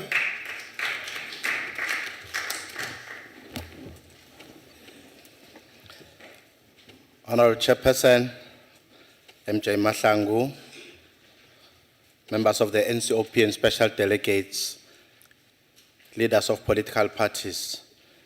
The Mpumalanga legislature feels singularly honored and privileged to be allowed to participate in and pay tribute to this indefatigable people's warrior, freedom fighter, great intellectual, nation builder, statesman, and unifier of humanity par excellence, former president of the ANC and of the Republic, Comrade Nelson Rolihlahla Mandela. In addition to his incalculable contribution to South Africa, Africa and the world, rarely had humanity united around a person to do good for others than it happened this year on the 18th July 2013. Only Nelson Mandela has united humanity regardless of their Christian, Hindu, Muslim, and African traditional religions. Only Nelson Mandela united humanity in the world regardless of race, sexual orientation, sporting codes, status, political and ideological beliefs to celebrate his birthday on 18 July 2013 and other years. Indeed, he is a unifier par excellence. Our profound gratitude goes to the United Nations 63rd General Assembly sitting 2009, which declared that the 18th July each year be celebrated as Nelson Mandela International Day. We also owe a deep debt of gratitude to President Zuma for calling upon South Africans to dedicate 67 minutes of their time to doing something for others to honor Mandela's 67 years of service to humanity in his State of the Nation address in 2009. Paula Qheku Mandela Paula, usiphilele eminye futhi iminyaka eminingi. Mphathintambo hloniphekile nge-18 July 2013 ikutana namtshani kakarambale eyahlonitshwa ngesithwalande i-ANC behlanganisa iminyaka i-95 idlamabele. Sinechudu ke thina ukuthi kakarambale ibelethelwe lapha eSouth Africa begodu ukhuliswe i-ANC kwezombangazwe. Indeed, Nelson Mandela is a fearless warrior for social justice. That's why as far back as 1942 he joined the ANC, founded the ANC Youth League, 1944 with O.R. Tambo, Walter Sisulu, Lembede and others to fight in order to end the pervasive social justice that blighted our political landscape. He evinced his determined fearlessness by enlisting as a volunteer-in-chief in the Defiance Campaign of 1952 to defy the unjust apartheid laws that the NP government was making. He participated in the consultative process with the people led by the ANC about the future South Africa, which led to the adoption of the Freedom Charter in 1955. He risked his life by joining and training secretly as Umkhonto weSizwe combatant in 1962. He indicated to the court in 1964 that he was prepared to die for freedom, justice, and fundamental human rights for all. Honorable Chairperson, Mandela was indeed a fearless warrior, just like Jongintaba Dalindyebo, Hinsa, Mswati, Skukune, Makhado, Nyabela, Shaka, Ngungunyane, Mushweshwe, and Pambata, to mention but a few. He was a fearless warrior for self-determination and equality, just like John Langalibalele Dube, Pixliga Isaga Seme, Kwame Nkrumah, Julius Nyerere, Jomo Kenyatta, Thomas Sankara, Martin Luther King Jr., W.E. Du Bois, to mention but a few. He was indeed a champion for the cause of building a non-racial, non-sexist, democratic and prosperous South Africa. He became a stoic fighter when history behoved, but also became a saintly reconciler, skillful negotiator, and a forgiver when history behoved. Much as he is humble, he did not suffer any fools easily when necessary. He was forthrightly fearless in articulating the ANC's perspectives in CODESA. He potently enhanced our sovereignty in the international family of nations when he criticized countries that attacked others, or governments that hung their political prisoners, and countries that continue to colonize others.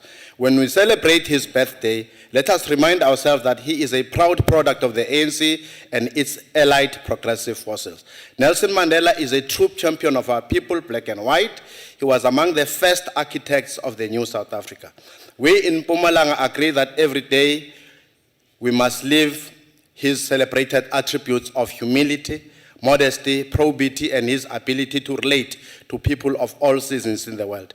This great champion of our people bequeathed us constitutional democracy, extraordinary leadership, peaceful neighborliness, gender equality, championed the African Renaissance and unity for humanity. And unity for humanity. Maithekula Mandela, wena dali bungangacho ngithini mina wako mina ngiyini. Let us not forget that his enduring legacy is the primacy of the Constitution, universal adult suffrage, common voters' roll, regular elections, a multi-party system, and a representativity. What a mark of astute statesmanship. Honorable Chairperson, as I conclude, Nelson Mandela's enduring legacy is not easily quantifiable. As humanity, we must do more for others. We must mobilize ourselves around his unifying principles and values. In Mpumalanga, we will strive for that humble contribution. Chairperson, Nelson Rolihlahla Mandela was indeed a fearless warrior for social justice and a courageous champion for our people and humanity. What an apt topic for this debate. Mphathi Ndambo inarha ilale, inhliziyo zipharumelane, ngiyathokoza. And now call upon the Honorable Mavicha.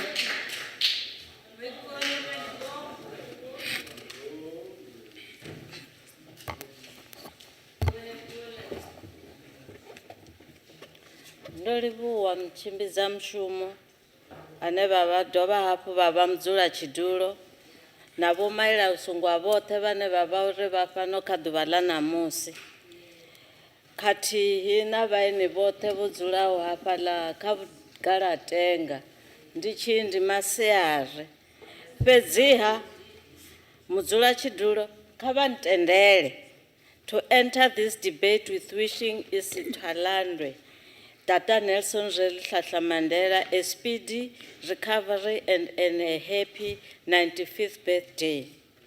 Chairperson, I would like to remind this House that Nelson Mandela was not only in the forefront when he had to speak for the oppressed masses of our people, when he had to represent them in the apartheid courts, but he also led from the front when the time to pick up arms had arrived. Nelson Mandela was not only part of the ANC leadership collective that took a decision to take up arms when everything else has failed. He was also the first trained soldier of Umkhonto weSizwe.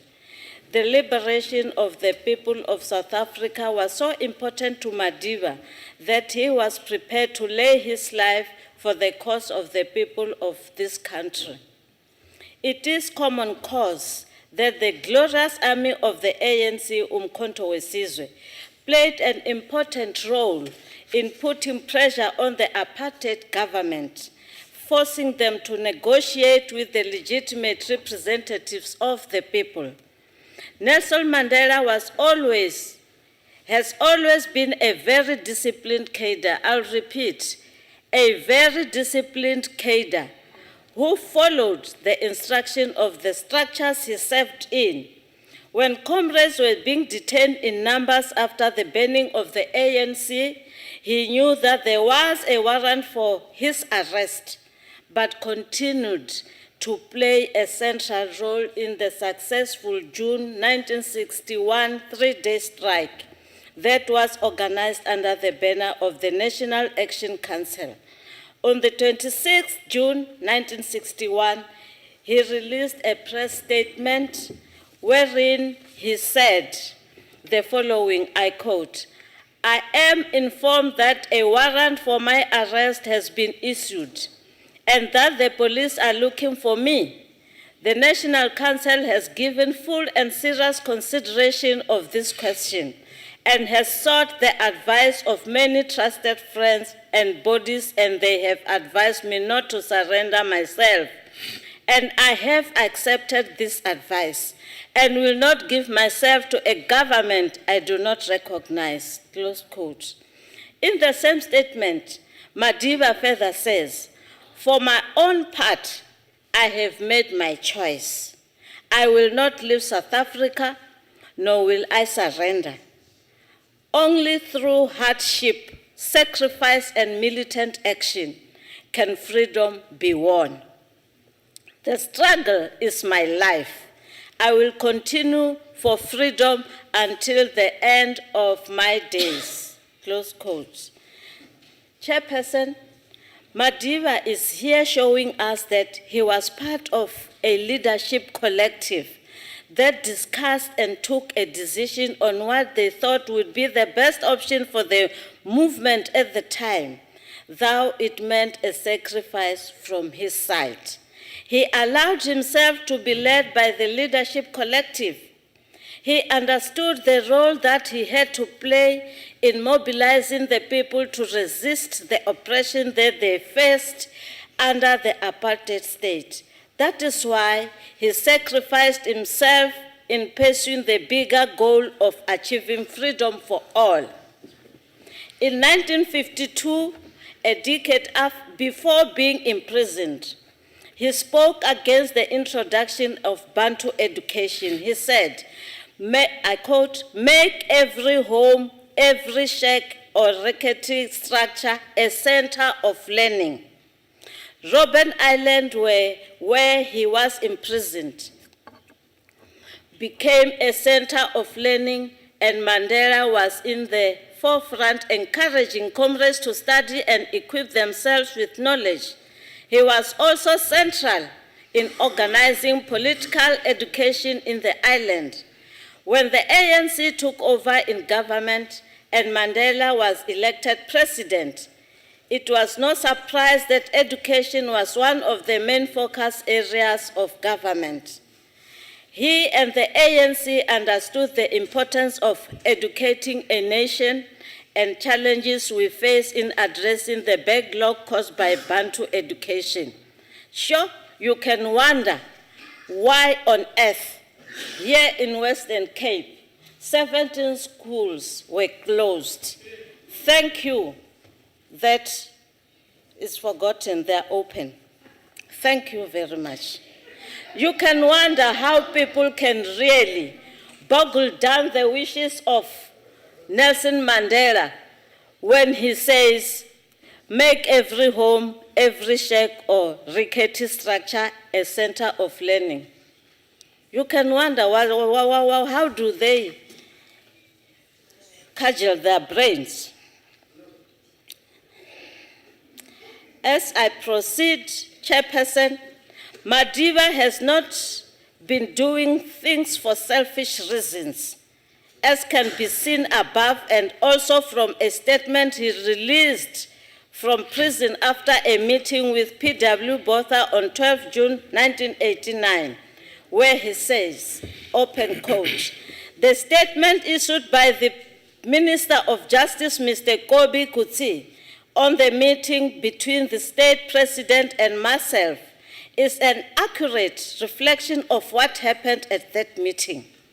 The statement, however, constitutes no deviation from the position I have taken over the past 29 years, namely that dialogue with the mass democratic movement and in particular with the African National Congress is the only way of ending violence and bringing peace to our country. I make this statement in response to comments to the media concerning the meeting with the state president. I believe, however, that at this early stage, further statements to the press as a means of conducting obstructing possible future discussions would not be the appropriate course of action to promote peaceful development. I only would like to contribute to the creation of a climate which would promote peace in South Africa, close quote. Madiba was again indicating the centrality of the ANC and that he is only acting as a servant of the ANC and the people of South Africa. He was indicating that his independence cannot be separated from that of the people of South Africa, and that he was to make a contribution to achieve the freedom of the oppressed. The apartheid state tried to divorce Madiba from the ANC in the 60s by incarcerating him, and when they failed to do so, they then tried to force him to denounce the ANC and its programs, including the armed struggle. But again, they did not succeed. Chairperson, during the incarceration of Madiba, the ANC, with the assistance of the anti-apartheid movement, was able to unite the world against the brutal apartheid state and mobilize support for the mass democratic movement. The release of Madiba and other political prisoners was used as a mobilizing tool that saw the apartheid being isolated in the international world. The president of the ANC, Oliver Reginald Tambo, was mobilizing the world in support of the release of Madiba and other political prisoners, whilst mobilizing against the apartheid state. The ANC President, Comrade O.R. Tambo, was being recognized as the de facto president of the country, whilst the South African government was kicked out of the United Nations. He was allowed to address the UN on behalf of the people of South Africa. He called for the release of Nelson Mandela and other political prisoners and the isolation of the apartheid state. The international sport boycott championed by people like Peter Haynes and Sam Ramsamy was very useful in uniting the sport federations in countries right across the world. Apartheid South Africa was losing all its friends, and the campaign for the release of Mandela was gaining momentum. Honorable member, your speaking time has expired. Oh. In closing, Oh. just round off. 1 minute, just 1 closing. minute. Yeah. We have currently observed momentous and those that were responsible for incarcerating Mandela Madiba, now wanting to divorce Madiba from the ANC and even attempting to claim Madiba as theirs. The ANC is proud to have cultivated the caliber of leaders in the mold of Madiba and others in his generation, and will continue to build strong leadership that will continue to play a significant role, not only in the country but also in the continent and the world. The ANC will continue in the legacy that was left by Madiba. Madiba was the 10th president of the ANC and was the first democratically elected president of South Africa. Okay, that's enough. Let's emulate.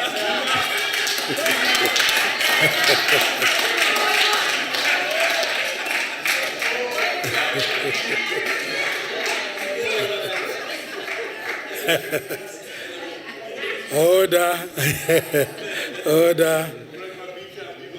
Honorable members, you can time yourself. The watch is just right in front.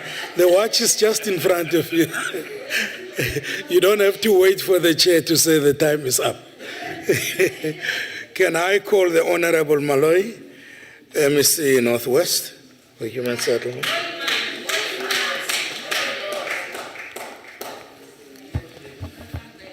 No, thank you very much, Chair. I'm back to this house where I started. Yes, that's good. The product of this house.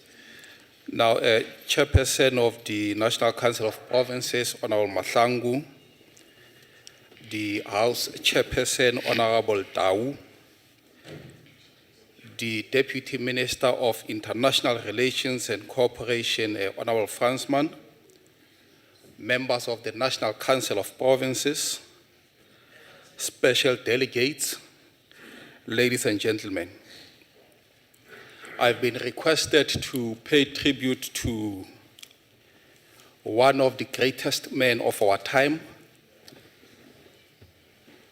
a leader of the African National Congress, a man whose blood is not red but black, green, and gold, in 10 minutes. So I'm not sure whether I'll be able to comply with your instructions, Chair, but I will try my best. And as a result of this 10 minutes, I'm not sure where to start, but I will start from the beginning. Chairperson of the NCOP, Mvezo is a tiny village on the banks of Mbashe River in the city of Umtata. Yet this tiny village produced a Nelson Mandela, a man whom we are celebrating today. Mama No Sekeni Fani, the dearest third wife of Chief Gadla Henry Mandela, gave birth to their beloved son on the 18th of July, 1918. They named him Kgolihlahla, literally meaning pulling the branch of a tree. However, the colloquial meaning is troublemaker. In celebration of his birth, Chief Gadla Mandela slaughtered a goat and mounted the horns in the house. Little did he know that he was raising a colossal who will one day stride the soil of our Mother Earth, and that Kgolihlahla will be celebrated in all the corners of the world. In the long walk to freedom, Nelson Mandela himself described Mvezo as a place apart, a tiny precinct, removed from the world of great events, where life was lived as it had been for 100 years, a land rich in beauty, as it was in myth and history. The ancestral lineage and history of Kgolihlahla Nelson Mandela is evidently rooted in the Abatembu people and the Madiba clan. His father was renowned for his strictness and stubbornness because he never cowed down before the white autocratic rule. In celebrating the 95th birthday of Kgolihlahla Nelson Mandela, we also pay homage to the glorious people of Mvezo and the warriors of Abatembu, they who produced this fearless agent of change called Kgolihlahla, the troublemaker Nelson Mandela. Kgolihlahla Mandela is one of the founding fathers of the African National Congress Youth League, together with other leaders like Anton Lembede, O.R. Tambo, Walter Sisulu, and many other activists of that time. He is, of course, the first commander-in-chief of Umkhonto weSizwe, the first president of a democratic South Africa. In the Northwest, as part of the 67 minutes of volunteer work in memory of Kgolihlahla Nelson Mandela, myself and the Premier of the Northwest took a decision to give Mandela a birthday present. And that birthday present was a project that cost 3.5 billion rands in the Northwest. That is an integrated human development program. This project is located in Mahikeng. It is, of course, a multi-class project which will allow people to settle where they live, to play, to worship together, and do all the necessary things together. This, we want to honor Mandela with that particular project. We are here today to give great compliment to the man who has dedicated his entire life to the fight against the apartheid regime.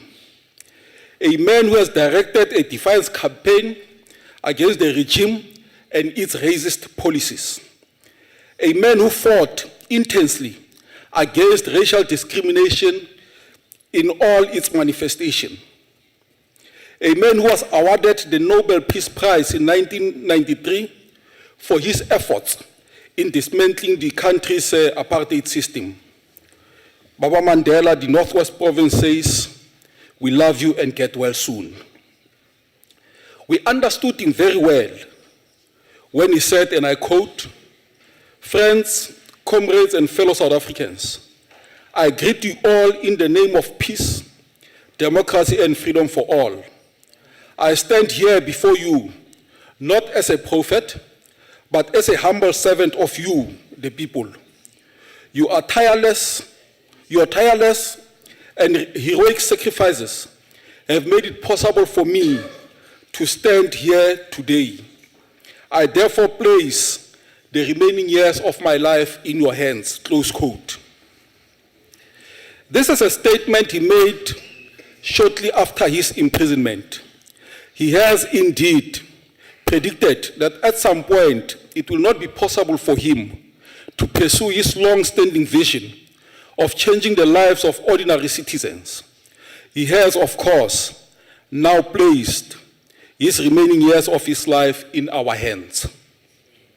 We are therefore duty-bound to remain steadfast, focused, and resolute to sustain his legacy.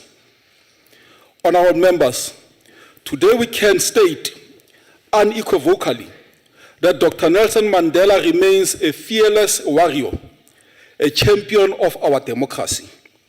His fundamental approach in dealing with the legacy of apartheid became evident when he made a bold statement to say, "Our country needs an RDP of the soul, the Reconstruction and Development Program of the Soul."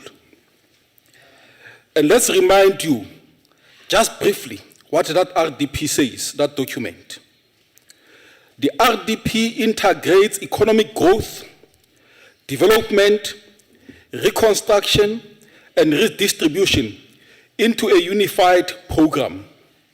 The key to this link is an infrastructural program that will provide access to modern and effective services like electricity, water, telecommunications, transport, health, education, and training for all our people.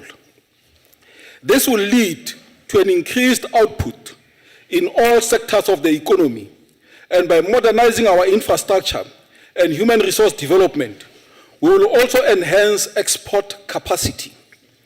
Success in linking reconstruction and development is essential if we are to achieve peace and security for all. Honourable members, this document remains a living document today. If you read the Presidential Infrastructure Program today, it talks to this document. This is a document which was born from the Freedom Charter. Honourable members, as the Northwest Province, we continue to pride ourselves with this great man's legacy. This is a man who has left indelible mark in our province, in particular in the dusty villages of the Nokana, in the Ngaka Mudirimulema region. Today, children in the Nokana have a state-of-the-art science school where every child, irrespective of the color of his or her skin, can read from the same book, in the same class, with the necessary learning materials. And this was as a result of the contribution of Nelson Mandela. In the former conservative towns of Ventersdorp, Lichtenberg, Vryburg, Stella, Schweiz-Reneke, and so on and so forth, both black and white have accepted each other and they live in peace and harmony. Honourable member, speaking time has expired. 1 minute in closing. 1 minute in closing. Yes. 1 minute in closing. Let me conclude, Honourable Chair. I told you that 10 minutes is not enough. Nelson Rolihlahla Mandela is one of the ideologies and proponents of our popular struggle for freedom and democracy. The day, 18 July 2013, marks his 25th birthday. The first black president of a democratically elected government of the Republic of South Africa. At the moment, the former state president Mandela is old, frail, and rested. However, we remain tireless in wishing him long life and good health. And I must, in conclusion, take this opportunity to thank both his parents for having giving us Mandela. We must also thank Evelyn, Winnie, and Gracia Machel for having allowed Nelson Mandela to be a committed member of the African National Congress. We must also thank the ANC for having produced this great leader of our time. Thank you very much. I now call upon the Honourable J.J. Kunda.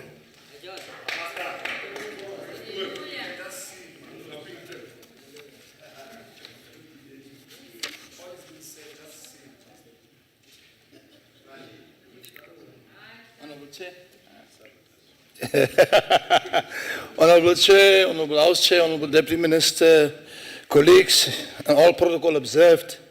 Indeed, it's a very important debate, and unfortunately, what one would like to say, time is not allowing you. But Honourable Chair, it's a privilege to participate by paying tribute to a leader of the caliber of Nelson Rolihlahla Mandela. Honourable Chair, Nelson means honoured, and indeed we need to honour this man. Honourable Chair, the role of Nelson Mandela played in the ANC makes him one of the outstanding leaders of the liberation movement, and indeed, the ANC themselves can be proud that Nelson Mandela is one of the outstanding leaders within the ANC. Honourable Chair, let me quote some few words of wisdom by Nelson Rolihlahla Mandela when he said, "The greatest glory in living lies not in never falling, but in rising every time we fall." Close quote. Another quote that he said, "If you want to make peace with your enemy, you have to work with your enemy, then he becomes your partner." Close quote. Leaders must be generous, predisposed to give their resources to others. They believe a candle loses nothing when it lights another. That was and is Nelson Rolihlahla Mandela. Nelson Rolihlahla Mandela showed his generosity in leadership in several ways. Let me just mention a few. Generous with his compassion, with his compliments, his courtesy, his credibility, and his commitment. You can give without loving, but you cannot love without giving. That was Nelson Rolihlahla Mandela. Leaders who fail to display generosity should ask themselves, do I really love the people I lead? Question mark.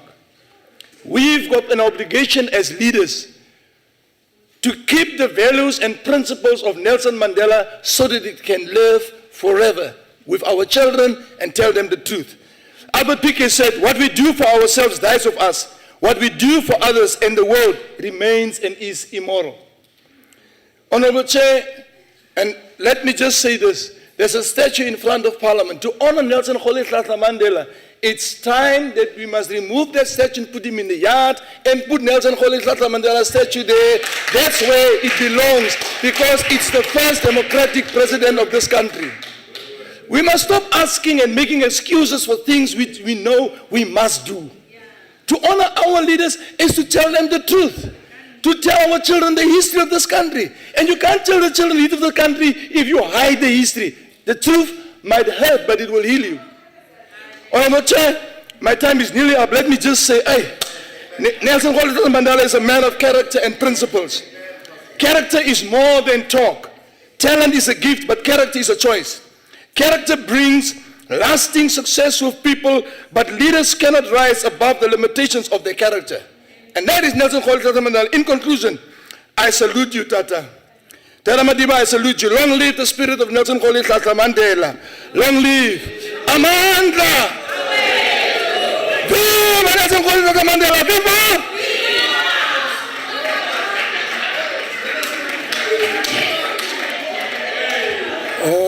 Order. Okay. I now call upon the Honorable Mavua Portman, Councillor.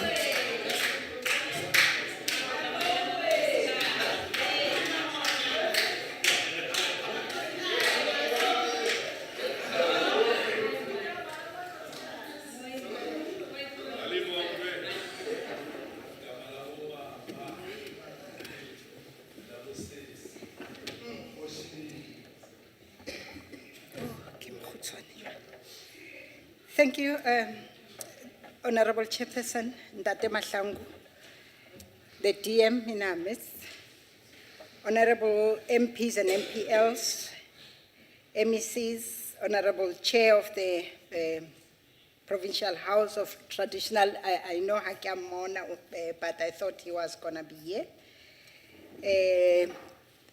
and guests, some of them moved. It is truly an honor and a privilege for us as South African Local Government Association to be able to participate in this debate and pay our own tribute to the father of our nation, Ndate Nelson Mandela. It provides us with the opportunity to reflect and honor Madiba, while as drawing on his life to reinvigorate our efforts to develop our country into the prosperous nation. And so many others dedicated their lives like Ndate Mandela did. We also honor them. While we should never forget the contribution of so many of our struggle heroes and heroines to this free and democratic society, today we celebrate Madiba and what he means to us as South Africans, and I'm talking in terms of local government in particular. As a leader in the struggle against apartheid and a founding member of the ANC Youth League, as most of other members who stood here said, Mandela was instrumental in initiating the ANC's program of action against unjust apartheid laws, which included the symbolic burning of his passbook ahead of increasing mass action against the government. Facing the ultimate prize of his life, he did not back down and uttered those immortal words from the dock at the Rivonia treason trial. Instead of death, he spent 27 years in prison and emerged to rise remarkably above hate and vengeance, instead embracing peace and reconciliation. Some people indicated when they were in front here. I wonder how many of us, and Ndate Mahlangu also asked, will practice this in our personal and political lives, like Tata did. His leadership as the first democratically elected president of South Africa was instrumental in consolidating democracy, and his administration instituted widespread government programs to redress the inequalities of the past. Not only did he live to see and achieve his ideal, but it's going to be 20 years now, maybe I must say 20 years into democracy, we continue to be blessed with his awe-inspiring presence. The birth of the white paper on local government, which was promulgated, I'm so short. The birth of the white paper on local government, which was promulgated on the 9th March 1998, was a true milestone in the realization of the vision of this great man. It has mapped a way for a developmental local government that has a critical role to play in rebuilding local communities and environments. As the basis for a democratic, integrated and prosperous and truly a non-racial society. Chairperson, our transformation from a society rooted in discrimination and disparity to a constitutional democracy, it posed and continues to pose particularly profound challenges at local government level. It is here that acute imbalances in personal wealth, physical infrastructure, and the provision of services were and often still obvious. The level of leadership and personal sacrifice shown by Baba Madiba, both as a freedom fighter, but also as a statesman, serves as an inspiration to us as public representatives in local government and sets an example for us to not rest until our people enjoy the benefits of freedom and so many others fought for. We therefore remain mindful of the task that lies ahead of us and remain committed to ensuring that Mandela fighting spirit and legacy lives forever. The sacrifice of Madiba to bring about the freedom we now enjoy equally obliges us to honor his commitment and selfless endeavor by serving our people with less distinction. Mandela Day serves as a chance for South Africans to contribute to his legacy of nation building and service of others. Let us therefore commit to making, and I want to quote and say, make every day a Mandela Day in service of our people. SALGA celebrated this year a Mandela Day by assisting with the refurbishment and dilapidated facilities at schools, donations to various youth and children facilities, as well as feeding schemes for orphaned and other vulnerable children. If anything, Madiba has proved through his own example that faith, hope, and charity are qualities not beyond the attainment by humanity. We must strive to emulate his indomitable spirit. Chairperson, some people were talking about him in terms of his endeavor, in terms of encouraging people on education. And I have something here that I just want to quote that he once said. And I open quote, "Education is the great engine of personal development. It is through education that the daughter of a peasant can become a doctor, that the son of a mine worker can become the head of that mine, that a child of a farm worker can become the president of a great nation." And I close quote. Chairperson, I believe we are one when we say, let us solemnly pray for the continued life and the well-being of Utata Madiba. May our Father in heaven grant our prayers njalo masithandaza for the father of our nation, the great nation, amnikeze ukuphila, aphole umzimba uphole. Ngiyabonga amandla.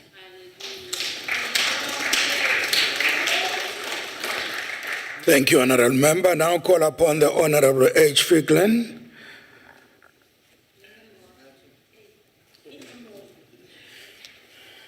Mandibulele mhlanga phambili. Nami kwelisuku ke ndixhamle kwintetha yengwevu. Ba uRholihlahla Mandela. Uyemyem uNgqolomsila. Ngelisuku nami ndithi mandibeke isoyi. The objective of Nelson Mandela, the day, are built upon the values, leadership qualities, and moral integrity, which are abundant in the legacy of the man, Nelson Rolihlahla Mandela. Mandela left his legacy aimed at the healing, holistic development and of not only South Africa, but society worldwide. Our contribution towards society should be guided by the yearning to protect the legacy alive, with renewing energy and vigor to make the world a better place for all. We as South African nation should take the lead on this African continent in the world in order to honor Madiba's legacy. We should take concrete steps towards the creation of environment in which generosity, humanity, morality, and accountability forms an integral part of our every minute, every day, every month of the year, not just a mere 67 minutes a year, in order for Mandela legacy to become our own legacy. We need actively live out of express the principles and values which are dedicated towards the achievement of all our communities. The first public speech which Mandela as a free man gave on Friday 11, 1990, emulated his commitment to peace and reconciliation. It gave us a glance of the South Africa he has envisaged. The national reconciliation and unification of all ethnic groups within our boundaries. Madiba, through his fearless and forgiving efforts, reconciled a nation through sports and the simple gesture of wearing the number 6 Springbok t-shirt when presented the 1995 Rugby World Cup to the nation. It was a rare moment in time for our nation when the cultural warmth generated by Madiba's action exploded onto the field, onto our television, into our lounges, and were carried across boundaries and divides of our world. He understood the lasting legacy of that gesture and that it would bring about the unification of the nation. Madiba knew that the pride generated by the moment would last a lifetime. Mr. Chairperson, Nelson Mandela is South Africa's ambassador of good values and virtues. The hard-earned lessons he learned in life molded and guided his every action. His rare ability to convert experiences and objectives into practical, conscious, and deliberate applications have served this nation and the world. It is this very legacy of Madiba that has mobilized the entire humanity towards the implementation of those extraordinary yet simple values. Mandela's dedication and disciplined vision of harmonious, just, and equal society are implemented through our dedication of our time and efforts to advancement of our communities. We should relentlessly defend our democracy and democratic institutions. Mr. Chair, all South Africans should foster the moral regeneration, especially among youth, and ensuring that the values of Ubuntu as advocated by Madiba are promoted. By helping each other to weather the storm which have been created by the economic crunch, we ensure a lasting and caring community. We should fight for the liberation of others, giving consideration to the barriers which have been created by class, ethnic, race, religion, greed, or geographical borders. We should love one another as humanity and ensure that we preach hope to the hopeless and courage to fight against all forms of oppression. This should include the fight and work towards the realization of the values as enshrined in the Bill of Rights. We should constantly strive towards the creation of the sustainability livelihoods for all of humanity. Lastly, should intensively the efforts of the implementation of key manifesto priorities within communities in honor of Madiba, thereby creating the lasting spirit of Ubuntu and the living legacy of Madiba. Open quote, Ban Ki-moon recently said of Nelson Mandela, "We are joined in admiration for a towering figure in the world wide.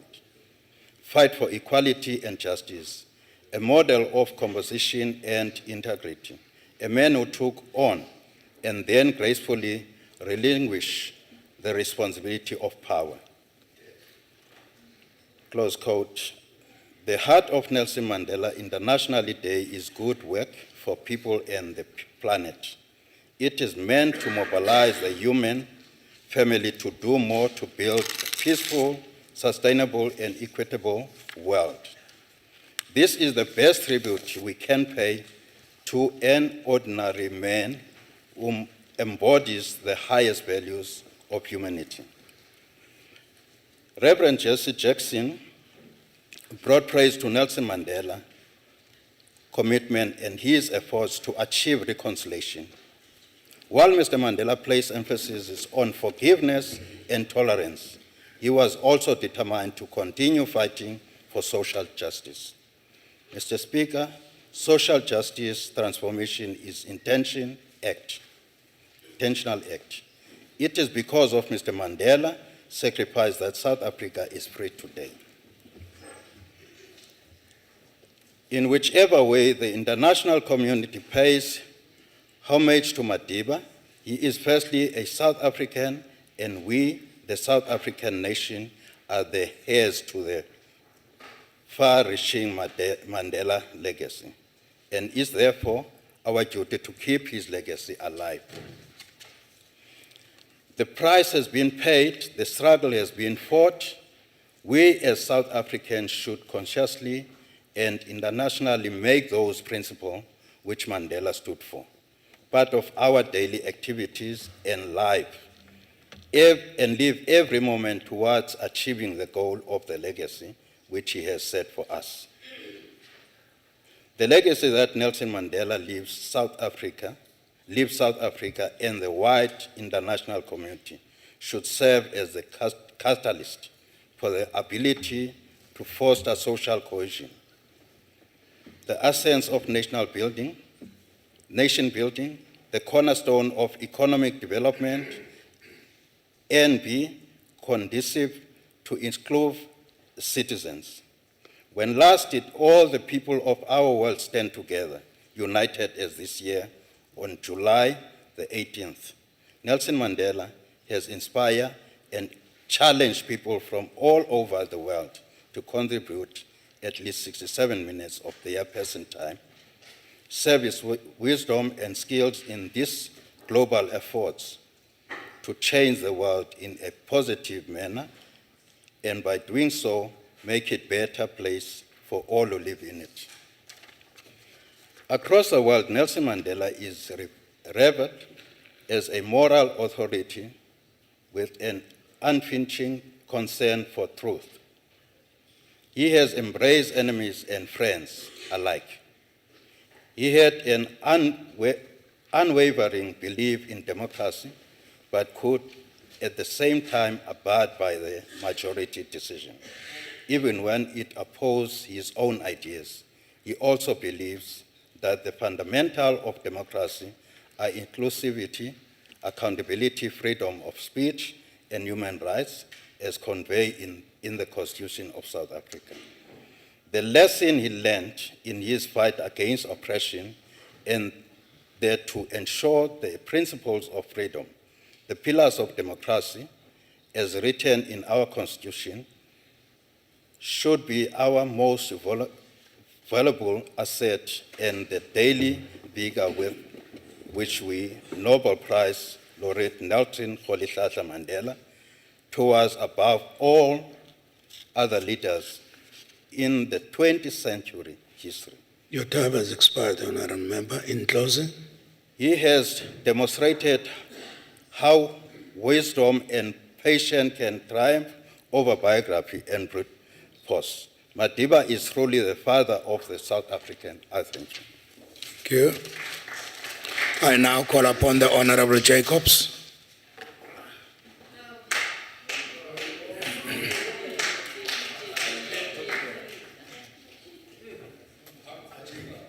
Honourable Chairperson, indeed it is very difficult to be the last speaker because great speakers who came before me, they have eaten all the meat. I'm left with the bones.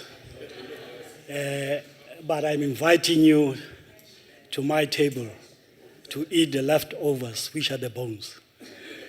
I have structured this debate in such a manner that I summarize all what has been said here. Honorable Chairperson, Honorable Deputy Ministers, Honorable members of the Executive Council, special delegates, let me thank my organization for having given me this opportunity to speak and eulogize about this remarkable man, an international icon, a world statesman, a freedom fighter, a fearless warrior for social justice, and a champion of our people. Surely I feel honored and blessed because not everyone can be given this rare opportunity to speak about Nelson Rolihlahla Mandela. I hope I will be able to respond to the task given to me. One of his great sons said, "We must forget about his granddad's sickness, but it is time to celebrate his life." This is the reason why we are here at this time and moment, celebrating the time and the life of this remarkable stalwart. For a moment, we need to forget that he's sick and trace back his political career. What we have learned from the teachings, what have we learned from his teachings as the current crop of leadership who are holding his baton? There are a few aspects of his legacy that I have learned, which I want to share with you. My observation cannot be exhaustive and will never be exhaustive, but we can learn from each other. The first aspect of my observation and what I have learned is that he has sacrificed his entire life for the emancipation of his people. He had put the African National Congress first above his family. He sacrificed his entire period of his life in Robben Island. How many of us could do that? He forsake his chieftaincy and became an ordinary person to lead in his people's struggle. He put the people's interest above his personal interest. Really, he is a remarkable man. He forsake his legal profession and denied himself the right to live a comfortable life and the glamour that goes with that profession. How many of us could follow that example? This reminds me of wise ways that said by Chairman Mao, which befits the sacrifices of Madiba. I quote, "Wherever there is a struggle, there is a sacrifice, and death is a common occurrence. But we have the interest of the people and the suffering of the great majority at heart. And when we die for our people, it is a worthy death. Nevertheless, we should do best.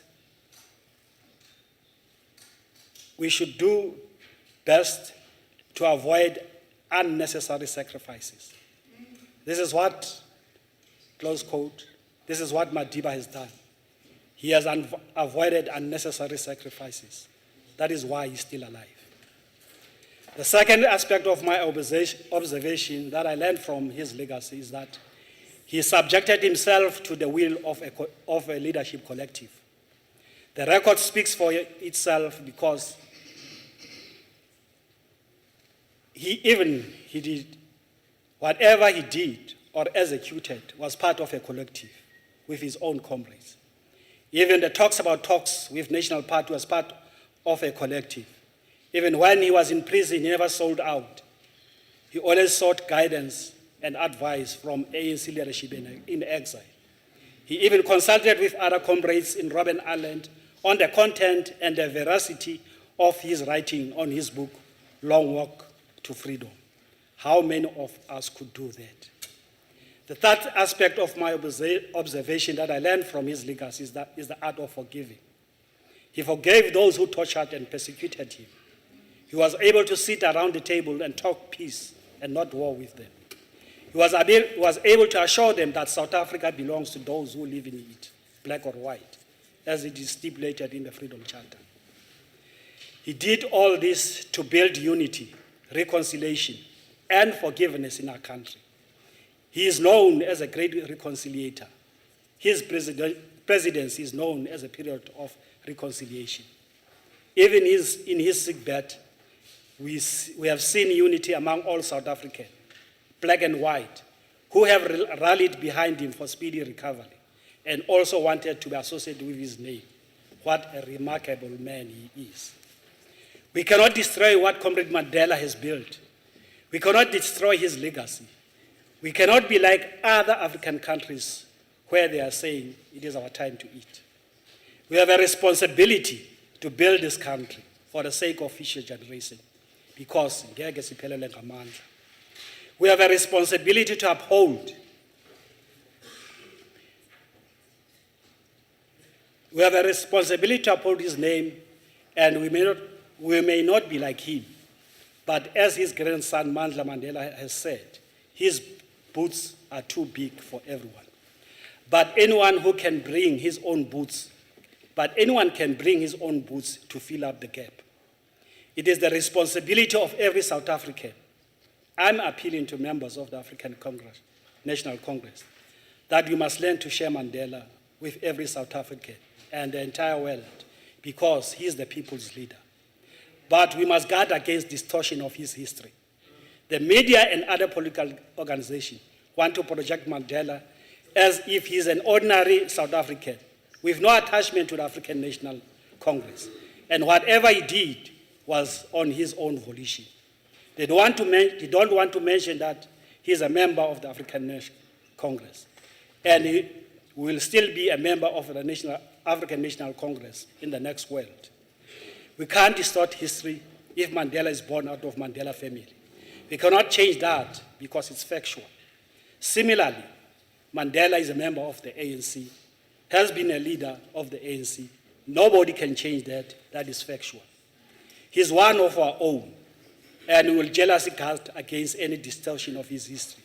But we are prepared to share with him, with anybody, if that person is prepared to follow his teachings. I want to conclude my debate by quoting what I said to members of the Black Caucus of the American Parliament on our recent tour to Washington. I said, I want to touch on the topical subject, which is on the public domain, that of Mr. Mandela. According to African culture, a home is not a home without a granny being part of the family. We regard that person as a family compass who will always guide and give us direction. It is against that background that amongst our delegation, we have Honorable Mokgoro, a veteran of our struggle, as part of us to guide and give us direction. This is the reason why we embrace and hold on to Comrade Mandela. The greatest challenge that is going to confront us is how we are going to protect and defend the legacy of Comrade Mandela. As we will be traveling this journey, we will need your support again, just like as you did in the past, close quote. We want to thank the Mandela family for having given us the opportunity to share their son with us. We know it had not been easy to share our beloved father, a grandfather, with the whole nation, because in the process, you missed fatherly advice, fatherly upbringing. But thank you again for having shared him with us. Let us also thank the bearer of the womb, which gave birth to this remarkable and astounding leader of our time, an outstanding leader of humankind. Siyabulela mama. Siyabulela mama wesizwe. Siyabulela Noseke. Comrade Mandela. Haona yatswana luwe. Thank you, Honorable Member. I'll now call upon the Deputy Minister to come and close the debate.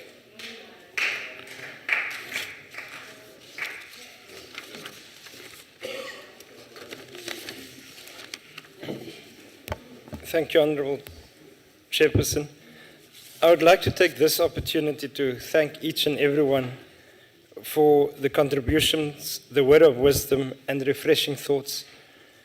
The reflections that we've heard here today were quite inspiring, especially to the millions of those who still desire to advance the legacy of this global icon, Nelson Mandela. Today we have renewed our commitment to advance Madiba's legacy. We have reached broad consensus on what needs to be done to sharpen the focus in strengthening his legacy. To this end, we have renewed our thoughts and agreed on promoting what is in the best interest of our country, and also to indicate that it's important that we do not attempt to rewrite the history of South Africa and the history when it comes to Tata Madiba, and the speakers has raised that. In fact, just as a direct response around pulling together Helen Suzman in the context of Tata Madiba, the reality is it was profound different issues. As Helen Suzman was sitting in the apartheid parliament benches, Nelson Mandela was imprisoned. So there's a fundamental contradiction in that. The second issue, as Tata Madiba were on the side of those that were fighting and those that were in exile and the freedom fighters, and here we've seen so many of them here. It was Helen Suzman that in fact supported the old apartheid South African Defence Force as they've gone and attacked our comrades in neighboring states. So that's the fundamental contradiction, and therefore we do not need to try and rewrite the history of South Africa. In fact, it is best to acknowledge that history and to move forward in the context of the legacy of Madiba. I also just want to say that to honorable old friend of mine, De Beer, I think representative of COPE, Madiba was also a Democrat. And he fundamentally believed in democracy, even in the parties, etc., and that conferences must take place. So as I've listened to Honorable Member De Beer, I realized that his speech, he needs to come back home, and we hope to see you. We hope to see you in the African National Congress. I think the challenge that we've heard from many a speaker were, how do we make sure that we build on this legacy, that we understand that this legacy indeed needs to continue to create a better future for our young people. And I think as we leave here, this platform that we can, in a sense, go to communities, go to areas, appreciate the legacy, but also make sure that we, in fact, deepen the work around dealing with unemployment, inequalities, poverty, as well as creating a sense of nation building, pride, dignity, as well as patriotism, because Madiba was a patriot and is a patriot, and we require everyone to speak, all political parties, therefore, to act in a patriotic responsibility. The last point, in terms of the international environment, it's very clear to us that wherever we go, whether it's dealing with the issues of Palestine and Israel, whether it's to deal with issues around Syria, whether it is to deal with the recent issues around Egypt and any other places, we are always being asked about how did we manage the transition? How did we deal with that 1990-94 situation, and what, in a sense, was the lessons out of that? And we can always proudly proclaim that it was indeed the collective wisdom of the leadership led by Nelson Mandela in that period, but fundamentally the policies and the principles of the African National Congress that were able to guide us in a very, very difficult period, a very difficult moment. And that is somehow one of the blessings of the South African transition, that we were able to, even though there were sharp differences, we were able to talk through those differences. And I can just say to the honorable members that we many times go out there and have to make use of that experience in trying to find peace, trying to find development, and trying to create a more just, more equitable, more rational society out there globally. To the Honorable Chairperson, we want to say also that thank you for allowing this particular debate, because indeed so it's in the blessings and the life of Madiba that we are finding courage to continue with that. I thank you. Thank you, Deputy Minister, for closing the debate. Honorable members, may I just remind you that You are advised that the parliamentary book on condolences for the late Chief Justice, Pius Langa, and former Deputy President of UDM, the late Mr. Ntombile Kganyago MP, are still available in the Queen's Hall for honorable members who wish to sign it. So they are still there, they are not removed. And, pardon? Queen's Hall. Lana, yini ningafuna ukuyishintsha ngizawuthini mina? Izani no motion nishintshe. May I apologize that when we have long sessions like this, we normally give members about 5 minutes just to stretch. But unfortunately today we won't be able to do it because I'm aware that other members have got to fly back home, and you will just go out and have a cup of water maybe and come back in the house. Not all of you, one by one. Just check the house, how is it? We will continue with the next subject of debate, and that is the debate on the National Women's Day. I therefore will call now the Honorable H.I. Bukupane Zulu, Deputy Minister of Women, Children and People with Disability.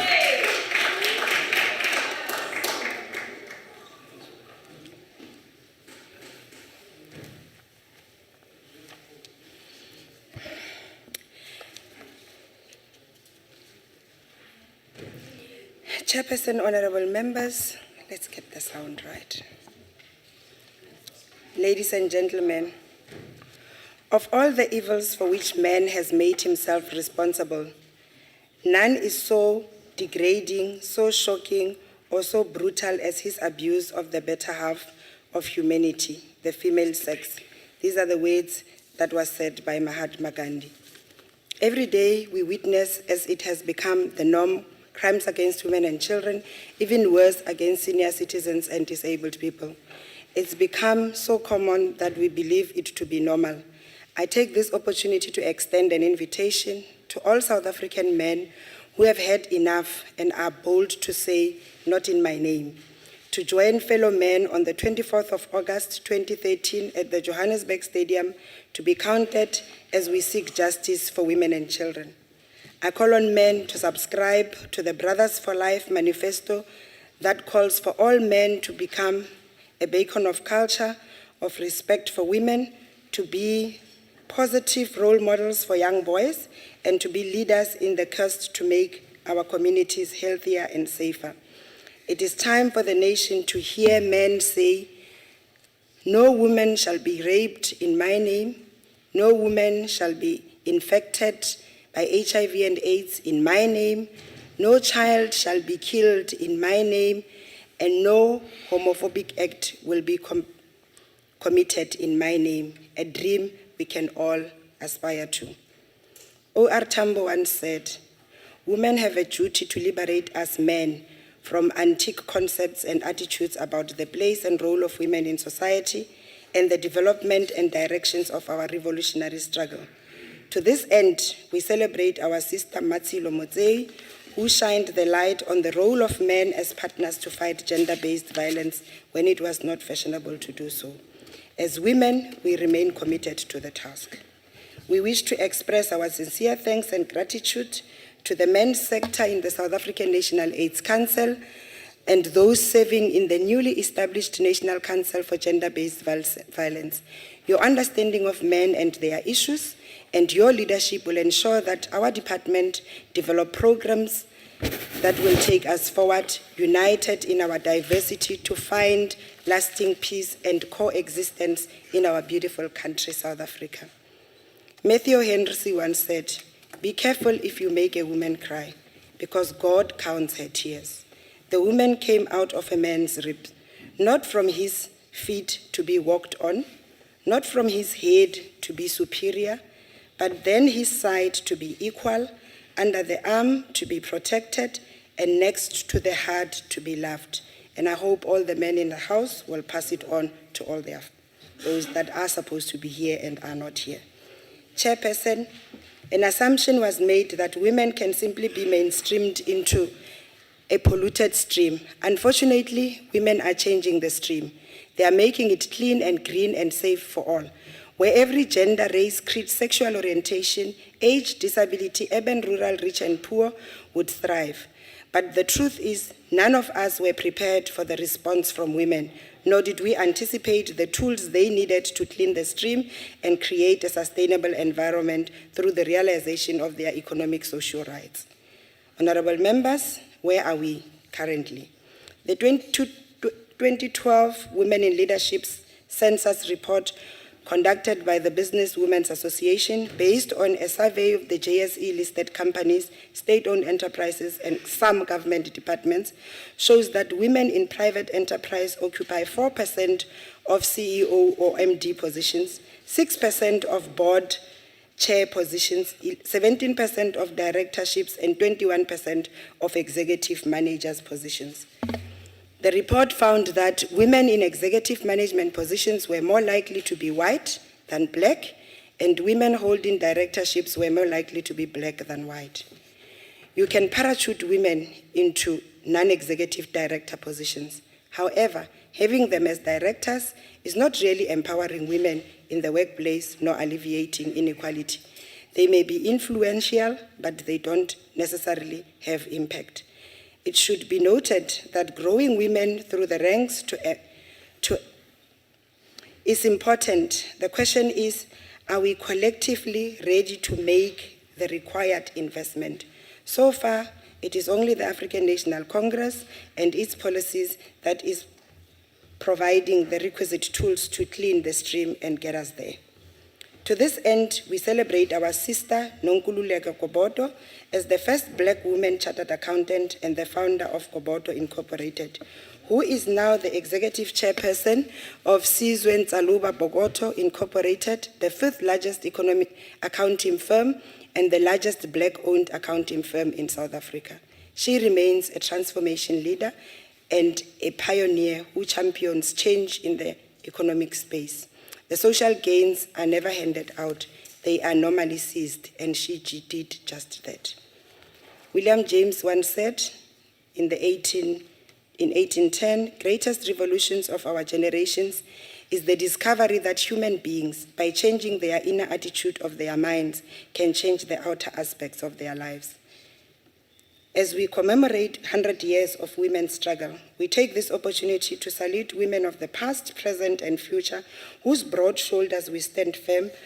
We remain committed to uphold their values, subscribe to their principles, and continue with the struggle of the full emancipation of women, with a special focus on women in rural areas and those with disabilities. When women thrive, honorable members, all of society benefit, and succeeding generations are given a better start in life. So for us, as young women of today, who are free to study, to speak, to write, to choose occupations, we should remember that every inch of this freedom was bought for us at a great price. It is for us to show gratitude by helping onwards the reforms of our own times, by spreading the light of freedom, of the wider truth, and remembering that the debt that each generation owes to the past, it must be paid to the future. That we have the vote remains nothing, but that we use it in the right way means everything. Honorable members, we are mindful that challenges that young women face today are different from those of yesterday. The environment of today requires acquisition of various tools to navigate the terrain.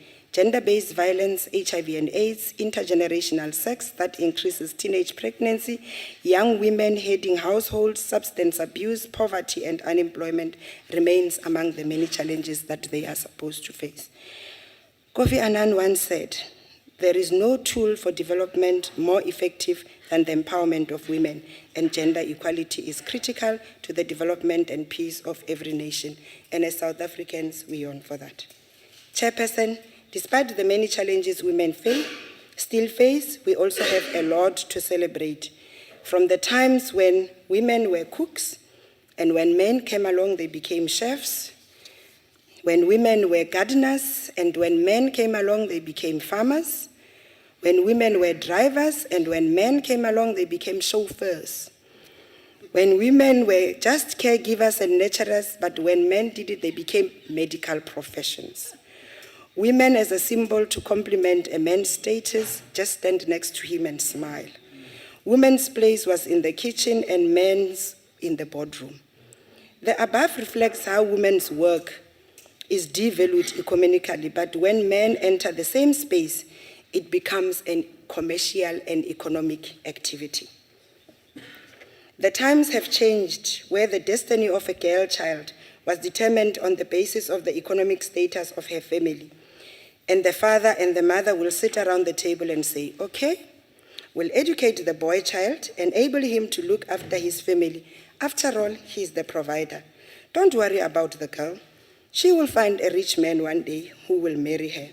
Just do a good job, teach her how to cook, clean, sew, make sure she's well behaved, and I will collect the highest amount of mahadi. We thank the African national-led government for creating an enabling environment, not for women, but for all women, not some. Chairperson, we take this opportunity to congratulate Madam Geraldine Fraser-Moleketi for her appointment as the Vice President of the African Development Bank, responsible for gender issues. She did us proud at the United Nations Development Programme, and we know that she will continue to fly the flag high in Tunis. We also congratulate Madam Phumzile Mlambo-Ngcuka, the first female Deputy President of the Republic, for her appointment as the Executive Director of UN Women. She stands on the shoulders of the heroines that paved the way for the realization of the women's rights as human rights.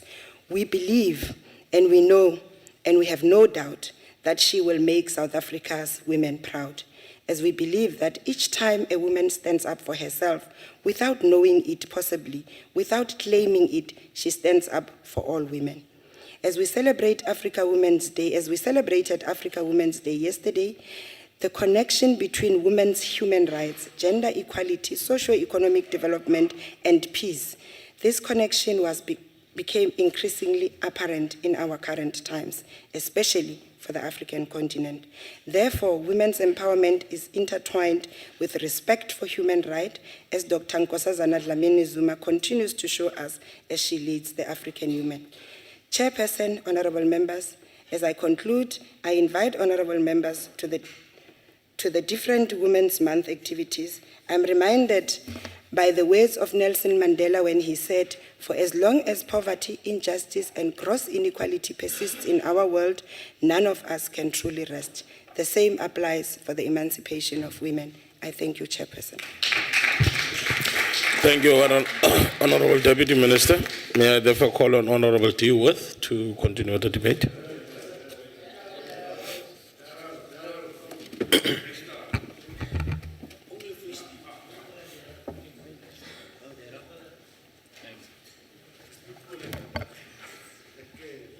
Honourable Deputy Chairperson, Honourable Deputy Minister, Honourable Members and guests, the United Nations Fourth World Conference in Beijing drew up a platform of action and a resolution on the Convention for the Elimination of Discrimination Against Women. But women are still disenfranchised in many respects. In the commercial environment, women are now represented in some of the higher echelons of power. Their numbers are still far from equaling those of men. Men still dominate leadership and decision-making positions. If this cycle of servitude is to be broken, it is critical for women to have access to good education.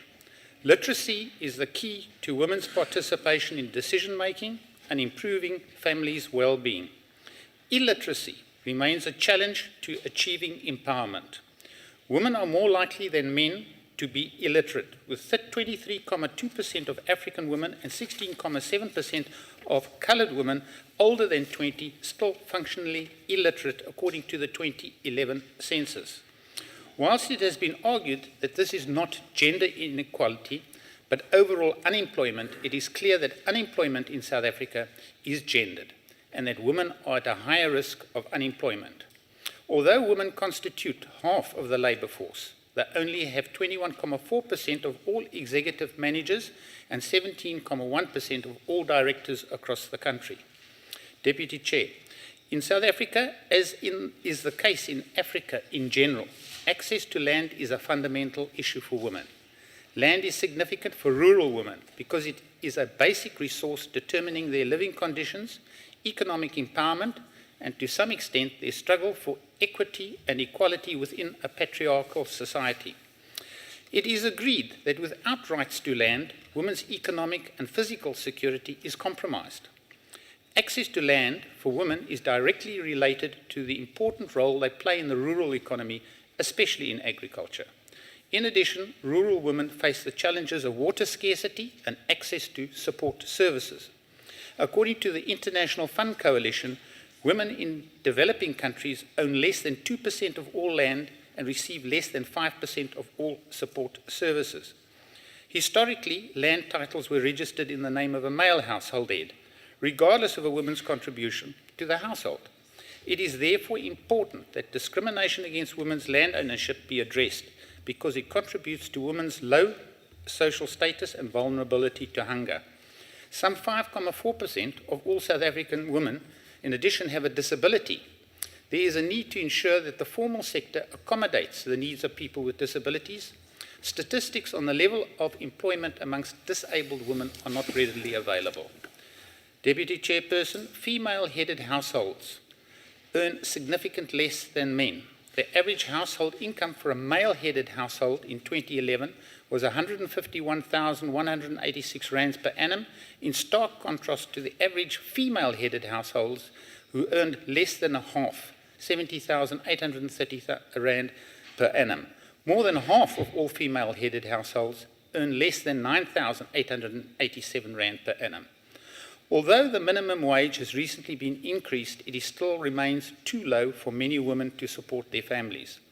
Economic insecurity puts women at a greater risk of violence and makes it more difficult for them to leave abusive relationships. Some 54% of domestic violence cases in South Africa were withdrawn by the victim because of economic dependence on the perpetrator. The economic empowerment of women is of critical importance in preventing gender-based violence and in providing women with exit options before or if a relationship becomes violent. Deputy Chairperson, undoubtedly we have a lot to celebrate. You only have to look at the virtual absence of women in the political scene prior to 1994 and the vibrant presence of women around us now to confirm the change. Women have been fundamental in changing laws which took notice of the plight of women. A range of grants to help the needy, such as pensions, child grants, foster grants, disability grants, and others now exist. Whilst these are welcome, they do not eradicate the need for a decent income from a real job, which gives dignity and eliminates dependence. Without money, women are dependent on handouts. Without social standing, women are subject to all manners of abuse. When women are abused, their children suffer, and the whole brutal cycle is reconstructed. It is true we have come a long way, and I pay homage to the courageous women who have sacrificed their time, sometimes their families, and even their lives to bring us to where we are today. Women's economic empowerment not only affects women, it profoundly changes the economy and society. It gives women access to good health, to take care of their families, and to avoid hunger.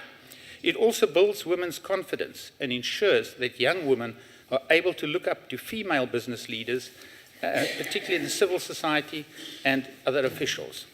Much still remains to be done, however, and the struggle is not over. They say, you strike a woman, you strike a rock. A luta continua. Thank you. Thank you very much, Honorable Wood. Order, honorable members, order. May I call on Honorable MacArthur to continue the debate?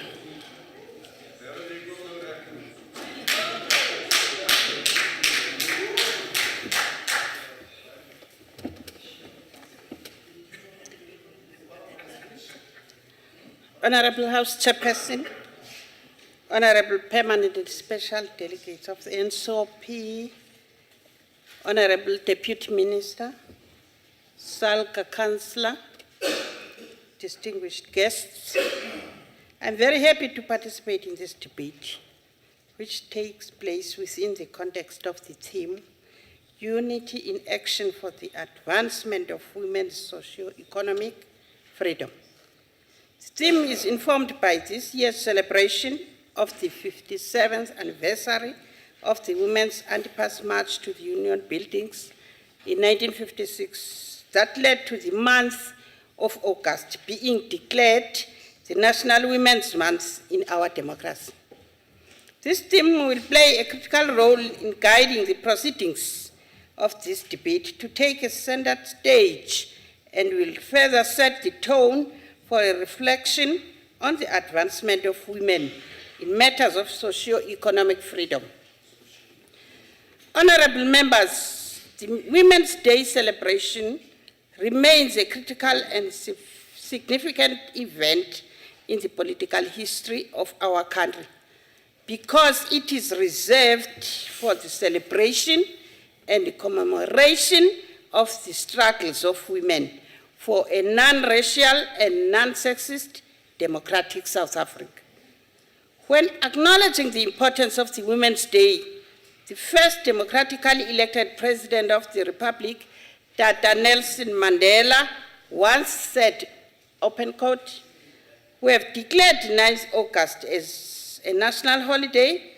This is in celebration of the struggles of the women over the decades and a rejuvenation of our commitment to strive for society free of all kinds of discrimination, more especially discrimination against women," close quote.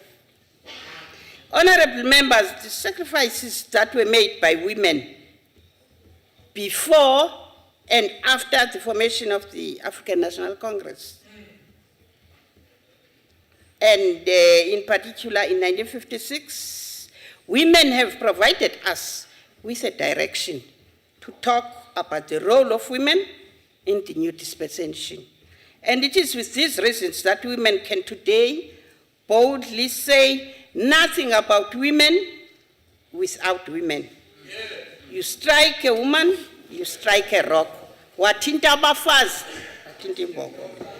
To take this further, it is befitting and appropriate in this debate to acknowledge the important developments in relation to the role of women generally in our country, including the United Nations Declaration of 2010 to 2020 periods as the decade for women.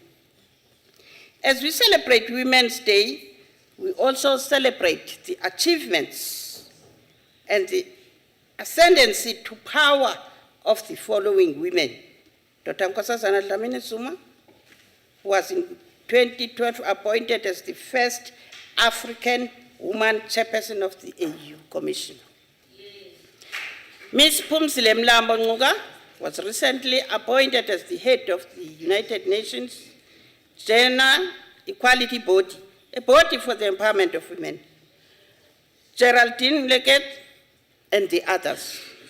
We are very much proud of the achievements of these women in making South Africa a better country, and we hope that they will represent us well. Honorable Chairperson, today's women are faced with a different type of struggle against poverty. This new form of oppression is more dangerous because of its socio-economic nature.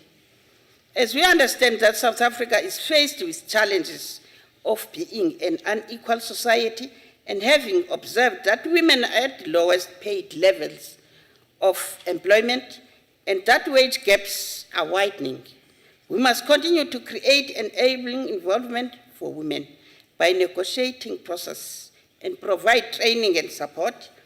It is clear, therefore, that to encourage the women of South Africa to play an equal role in the economic and social structures of their country, our ANC-led government should create an economy based on the will of the people and a social order in which women are able to participate fully.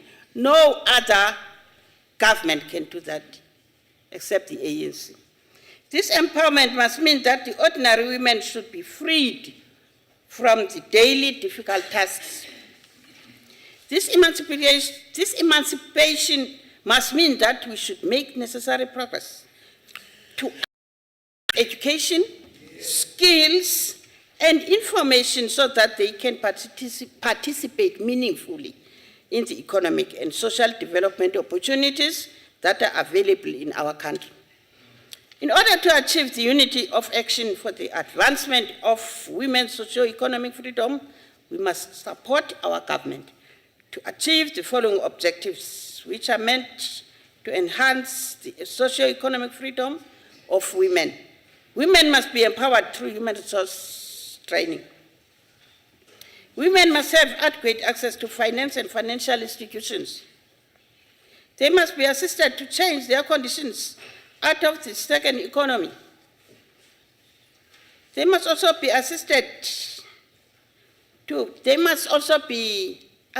participate in agriculture and creative industries and extended public works programs.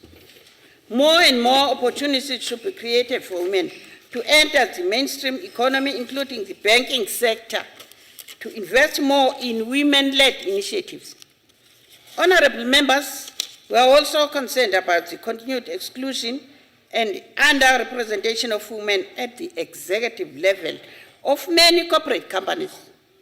We are also aware that the employment report, which revealed that transformation in the workplace, particularly in the private sector, was low, is a cause for concern. Women in poor and rural communities have to be reached in order for them to participate meaningfully in various economic opportunities that will empower them. We will not enjoy the fruits of the aspirations of women activists like Sophie Tibrain, Winnie Mandela, Charlotte Maxeke, Lillian Goyi, Ellen Kuzwayo, and many others, if women in rural and poor communities do not benefit from this empowerment. Our parliament should continue to champion women empowerment, gender equality, and poverty reduction as the main ingredients of any development strategy. This should further remind us of a famous phrase, you educate a woman, you educate a nation. And this could be qualified with what Charlotte Maxeke said one day, open quote, this work is not for yourselves. Kill that spirit of self and do not live above your people, but live with them. If you can rise, bring someone with you, close quote. I thank you, Chairperson. Thank you very much, Honorable Magana. And I must appreciate something that you reminded me, which I wanted to caution. Honorable Worth, he made reference to me as Deputy Chairperson, and I asked myself, when was I elected Deputy Chairperson of the Council? So for the record, it must go that I was never elected Deputy Chair of the Council. Okay, thanks. May I therefore call on Honorable Gunda to continue the debate?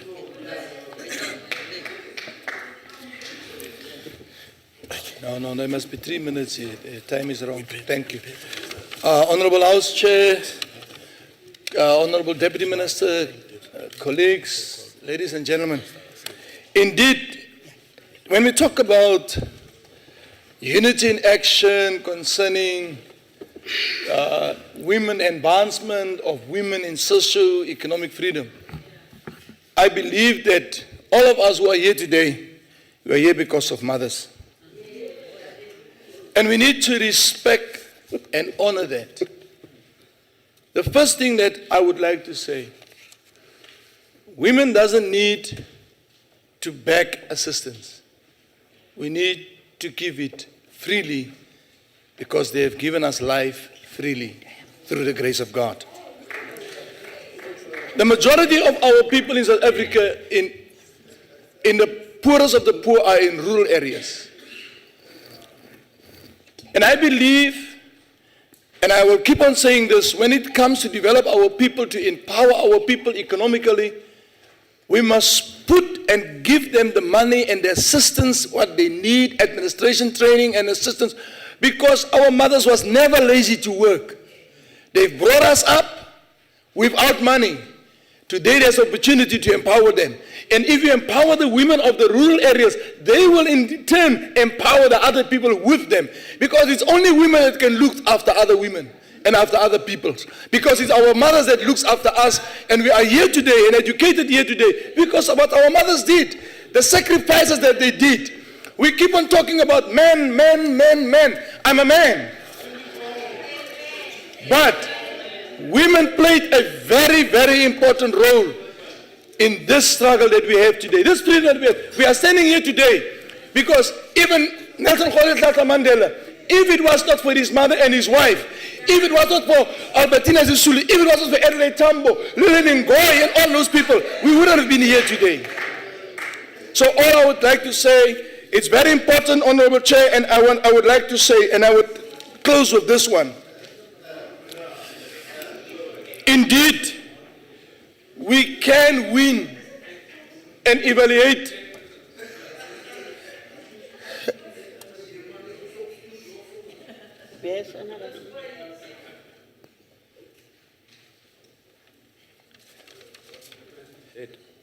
Chairperson, I just want to ask the Honourable Gunda if he doesn't want to join the Women's League.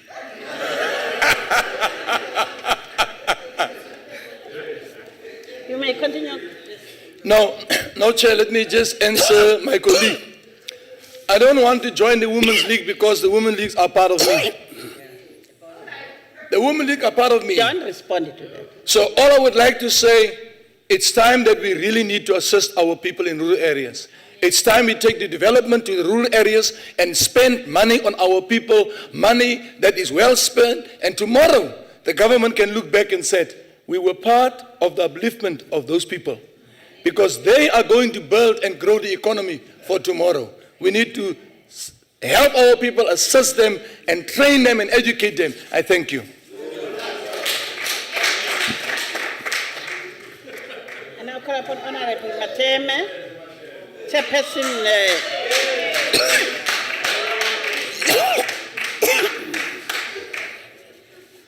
Chairperson, Madam Deputy Minister, all protocol observed. It is indeed a great day today for us to be debating on the National Women's Day 100 years after Charlotte Maxeke led one of the biggest marches protesting against women oppression. Chairperson, the Bible tells us that the people who were first to find out that Christ has risen were women. Yes. Chairperson, I thought would have been even more orderly to start this debate with a thunderous applause celebrating the women of this country and celebrating particularly the green blouse. And symbolically, a green blouse is presiding when I'm taking the podium. Chairperson, I am saying this because I think Mr. Kotze of Modimolle, that is Nelstrom, and the likes of him, today he understands very, very well what the women mean when they say you strike a woman, you strike a rock. We need to celebrate the women in green, Chairperson, because they, through this case, they have demonstrated that the ruling party does not lead only its members. The ruling party leads society. Yes. The Kotze case, Chairperson, demonstrate what we mean when we say non-racial. The victim was a white woman, and the green blouse was there from the beginning of the court case to the end, and justice was served. That case also, Chair, demonstrates what non-sexism means. It also demonstrates what we mean when we say all shall be equal before the law. Chair, we could not have decided on a better theme during a decade dubbed the Decade of Women by the African Union. Some fundis argue that, you have already said so, my leader, you educate a woman, you educate a nation. This view can be extrapolated to all aspects of life. In my language and culture, re re lapa ke la mosadi. Lapa ke la mosadi, it means it's only a woman who can convert a house into a home. Chairperson, economic liberation of women will certainly lead to economic liberation of the nation.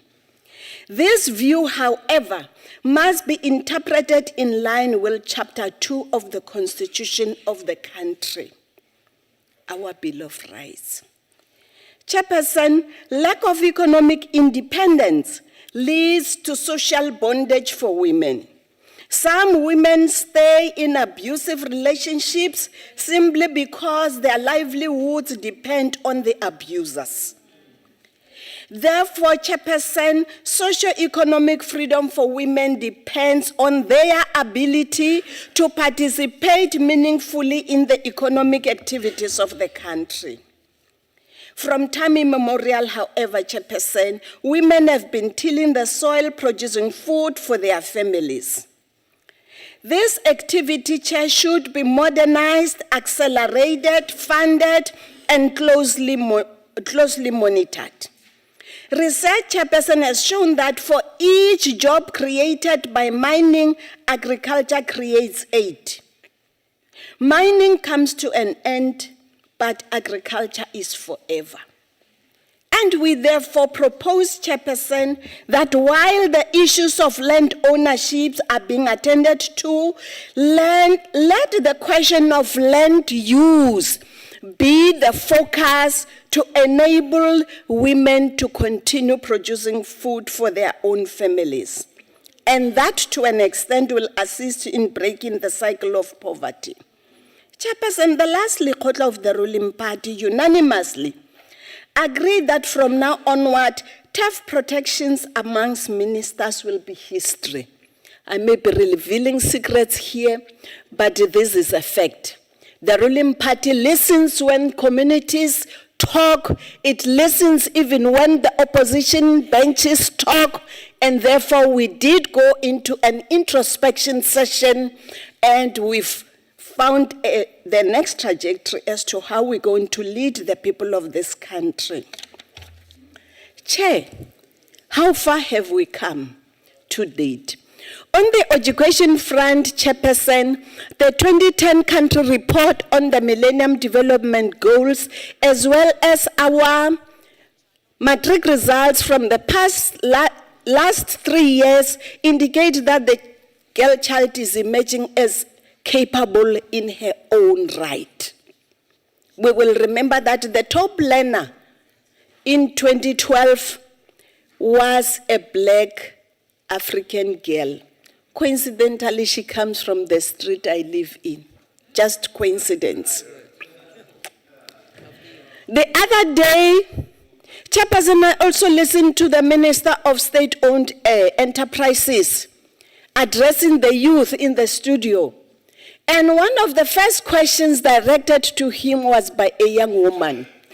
It was not lamentation, it was not insults, but the essence of the question was, how can we contribute as the youth of this country? Chair, the same MDG report indicates that literacy amongst women is also improving. On violence against women and children, the same country report argues that elimination of this violence is a prerequisite for gender equality and empowerment of women.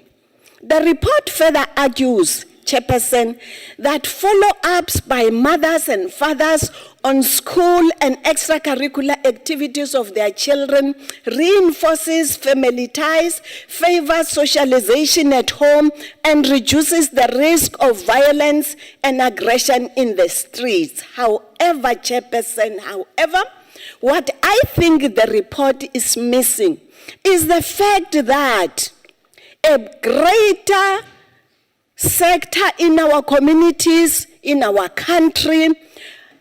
We have child-headed households. We have women-headed households. We have learners who are living with their grand and their great-grandparents. And the noble idea of making follow-ups, helping them with homework, helping them with extramural activities in those settings is not possible. And therefore, it makes it very, very difficult, if not impossible, to break the poverty cycle. Chairperson, for this sector, a thorough and consistent monitoring of the vertical programs of this people's government is of utmost importance. What I'm alluding to, we need a monitoring mechanism to make sure child support grant is used for just that, not for the saloons, not for the other things. Community-based organizations would be handy, as well as good neighborliness. Every child we should dub to be my child. Chairperson, as per the resolution of the ruling party's Lekgotla I alluded to, all departments need to support the implementation issues that the Ministry of Women, Children and People with Disabilities are currently addressing as identified in the MDG country report. For example, proactively addressing unintended consequences of the progressive legislation. Secondly, strengthening regulatory framework which is in place already. Thirdly, providing effective and sufficient budget to support implementation of gender equitable processes. Fourth, aligning, Chairperson, I think this is critical, aligning constitutional protection of religious and cultural practices with the secular rights held by women and girls. Lastly, Chairperson, working with a broad range of community and interest groups to address all the impediments to women's empowerment and gender equalities. How can I become a great person? A child asked the parent. And the parent answered, by doing simple things in a great way. Chairperson, we say, yes, I'm aware, I'm summarizing. To those chairperson who have arrived, to those who have arrived at the height of the economic activities of the country, we would like to urge them to continue to lift as they rise. In my language, we say, and we need to heed voices of some of the great South African women. The Honorable Dlamini Zuma, chair of the AU Commission, says we have what it takes. And the Deputy Minister, Minister Elizabeth Tabete, says, I quote, more importantly, we need an economic development for, I'm concluding my leader. In conclusion, Chairperson, investing in women is not only the right thing to do, it is the smart thing to do. Socio-economic freedom for women in our lifetime, I think.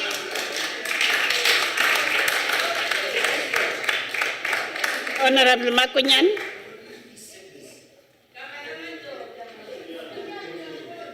Honorable Makunyan.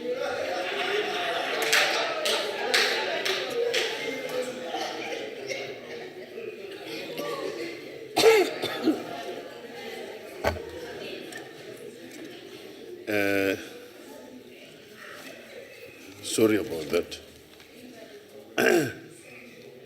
Honorable House Chair, Honorable Deputy Minister, Special Delegates, colleagues, comrades and compatriots.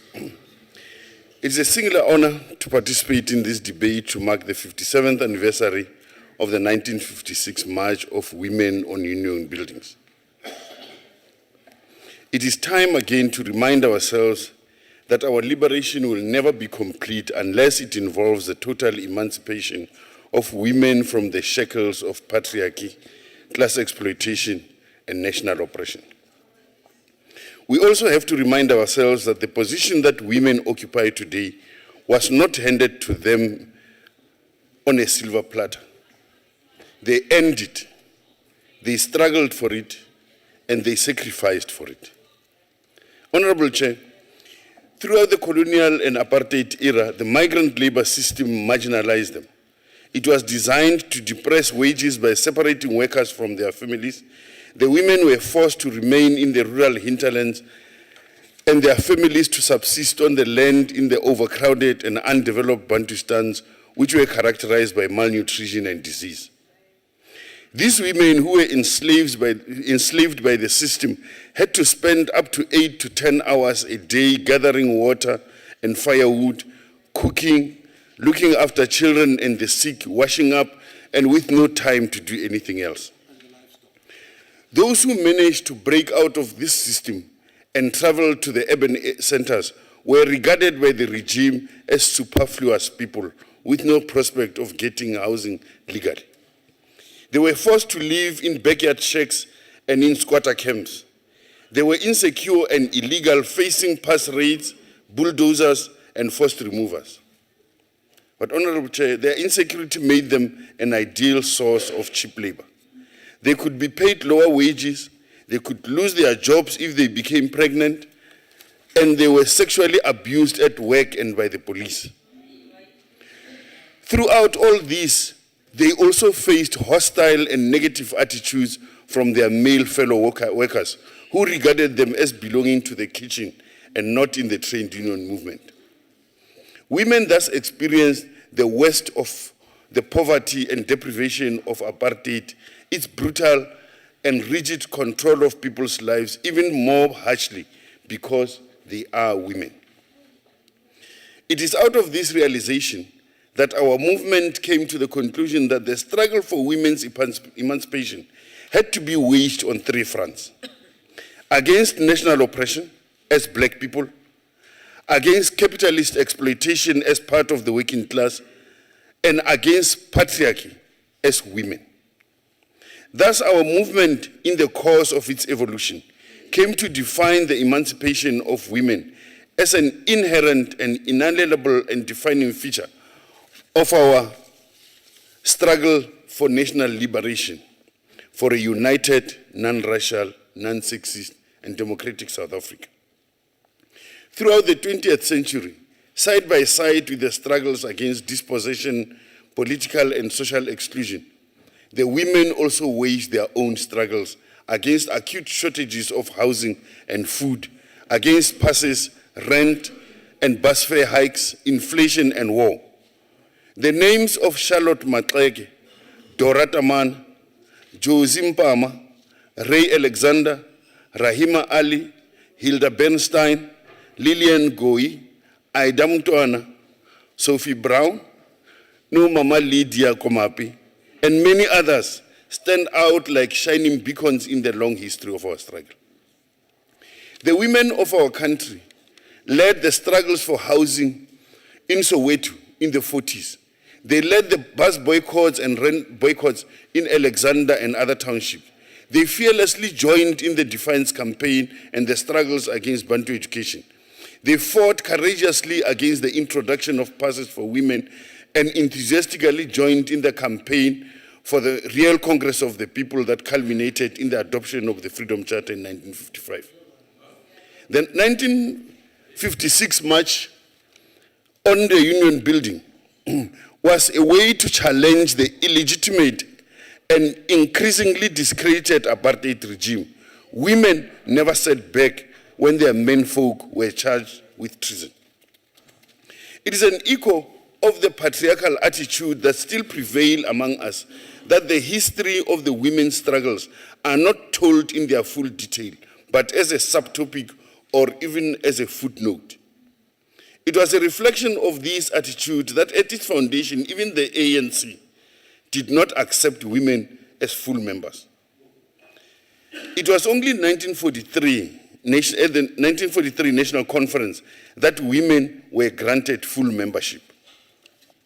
Organizations like the Native and Colored Women's Association, the Bantu Women's League, the Women's Section of the ANC, and the Federation of South African Women are as much a part of our illustrious history as the more prominent historical figures. Today, despite all the gains, as women stand shoulder to shoulder with their menfolk in all the corridors of power, we must never forget that the struggle against patriarchy continues. In the words of the Women's Charter as adopted by the Federation of South African Women in 1954, we must recognize that women are treated as minors by marriage and property laws because of ancient and revered traditions and customs which had their origin in the antiquity of the people, and no doubt served purposes of great value in bygone times. Those conditions have gone, but those antiquated and backward ideas still endure. It is our duty as men and women to fight to transform these ideas. We must unite in action for the advancement of women's socio-economic freedom. Thank you. Thank you, Honourable Member. I now call upon the Honourable D.B. Veldman.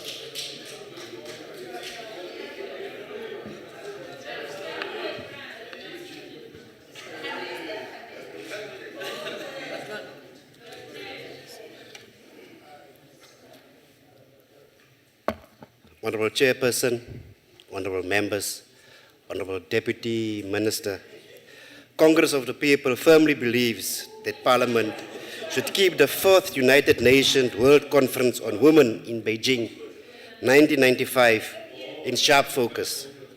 1 year after our democratic government comes into existence, the first non-racial women delegation flew to China to balance on a trial of gender mainstreaming and the advancements of women economic social freedom. The Beijing Platform for Action had come into existence. Words are beautiful, but action is what unlocks the door to economic freedom and social upliftment. Words without action tease us. Words leading to action vindicate us. We need to be vindicated in respect of the advancement of women in our country. Every year, we look for complete action and outcomes that we can take off and pat ourselves on the back. In reality, we continue speaking. Ideally, we should be reflecting on an audit of what we achieved between last year marking National Women's Day and this year's observation of this important event in our national calendar. Such an audit would evaluate our commitment and sincerity. Saying something to feel good is not the same as doing something and feeling good. Honourable Chairperson, many members may believe that this is a new topic. Regrettably, it's not so. 12 years ago, in July 2001, the Economic and Social Council of the UNO adopted a resolution, ECOSOC Resolution 2001/41, on gender mainstreaming, which require a 5-year review of its implementation to assess whether economic freedom and social upliftment for women had occurred. Economic freedom and social upliftment for women are both equally essential for economic growth, peace, and stability. The inclusion of women as a target group in major planning processes, the NDP, for example, and departmental budgeting must constitute our joint and unrelenting demand.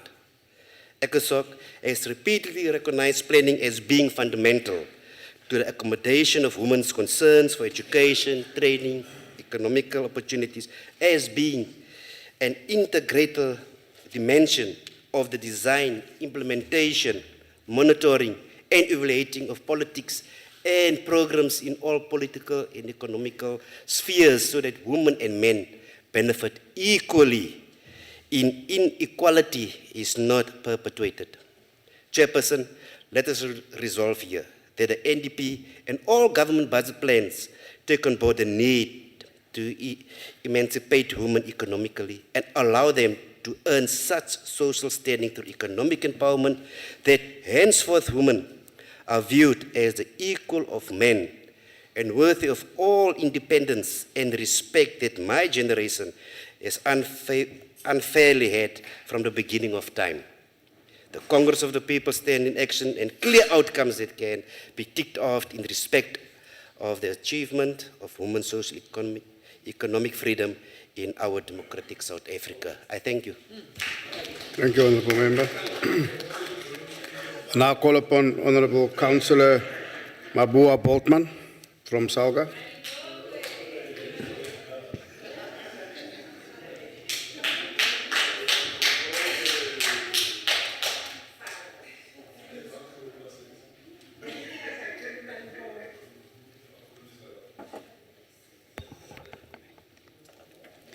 Thank you, Chairperson. I thought somebody will say Mali Bongwe Ma, but it didn't happen. So it didn't happen. Good afternoon again. It's only the Deputy Minister that I did not greet yet, but otherwise we were here since the morning with the rest, so all protocol observed. It is the great honor and privilege for Salga to be here today again to participate in these women's issues. South Africa has made commitments through the Constitution, various pieces of legislation, and international conventions to respect, promote, protect, and advance the rights of women. Furthermore, many international commitments support women's economic empowerment, including the Beijing Platform for Action, the Convention on the Elimination of All Forms of Discrimination Against Women, and a series of International Labour Organization conventions on gender equality. Therefore, we have a duty and obligation to honor these commitments as a country.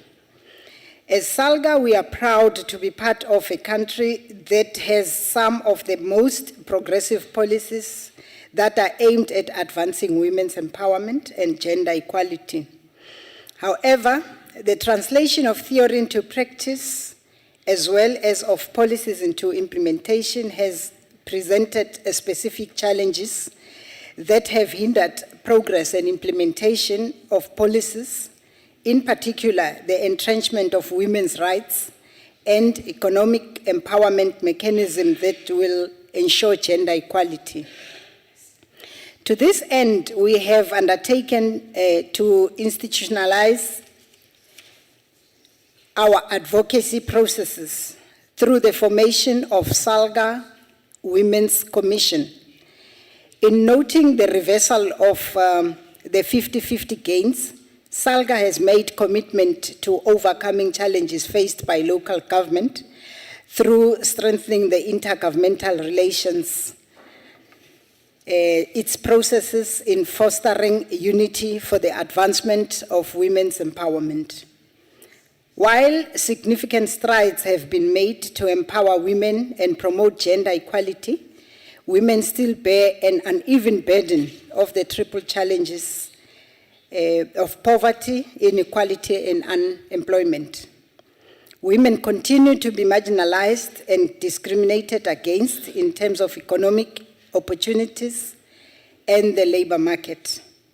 Even though women have made real gains, we are constantly reminded as to how far we have to go to realize equality between men and women, and that's a problem.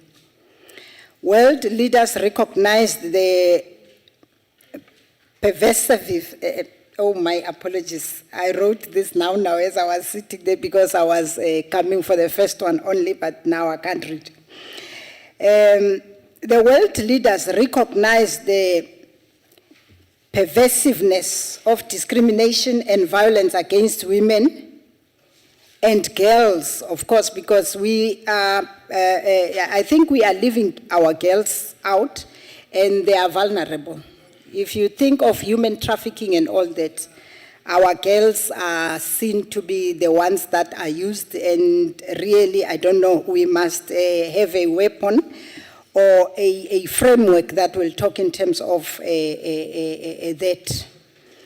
Now, when they signed into the Visionary Millennium Declaration in the year 2000, that World Conference looked into this, and I think it will work. And all women must stand, and we must all talk against abuse and all that, and that we need to be seen as part of the gender that is recognized in South Africa.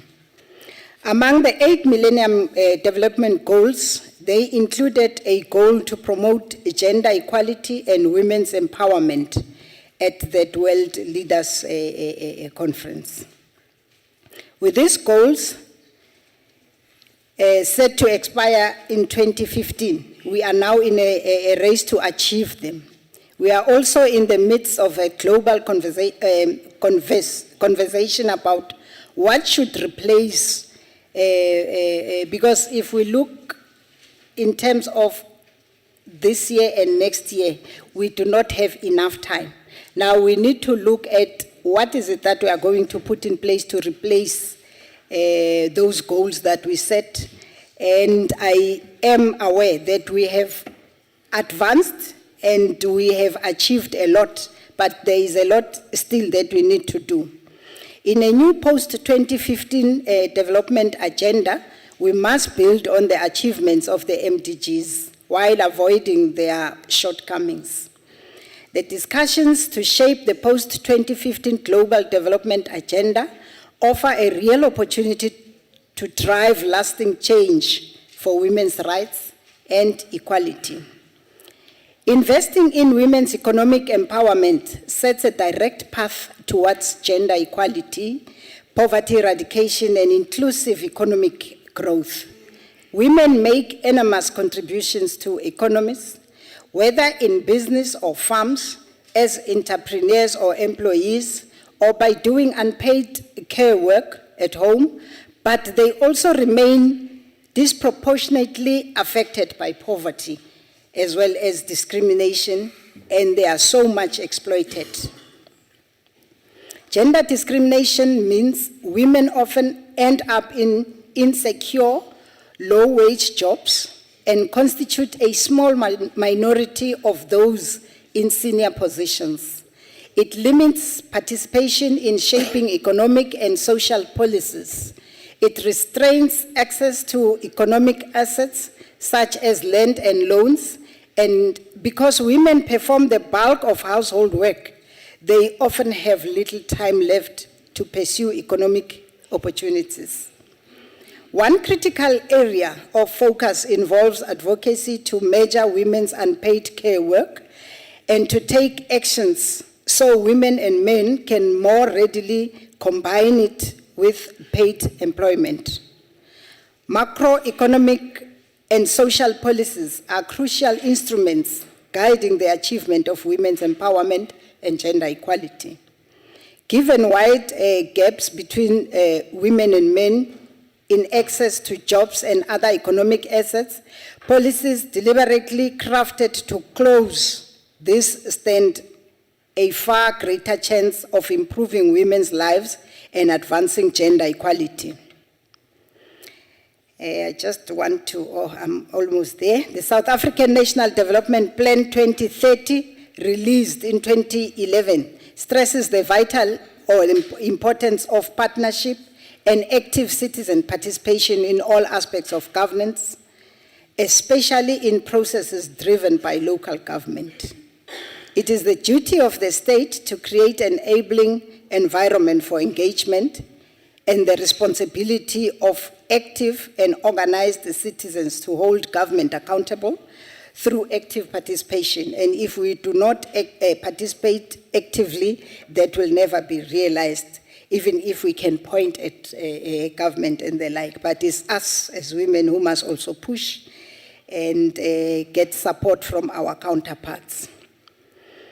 The theme, Unity in Action for the Advancement of Women's Socio-Economic Freedom, highlights the need for coordination and collaboration of efforts amongst all stakeholders.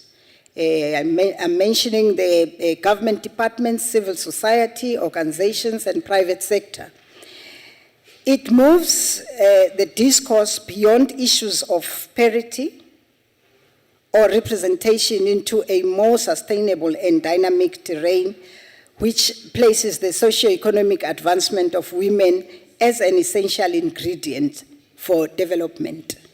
Now, together we have a responsibility to ensure that the struggle and sacrifices of the millions of women on this continent are not in vain. Malibongwe.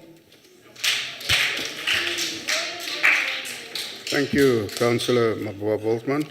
I now call upon the Honorable Bivi Ngube from the African National Congress.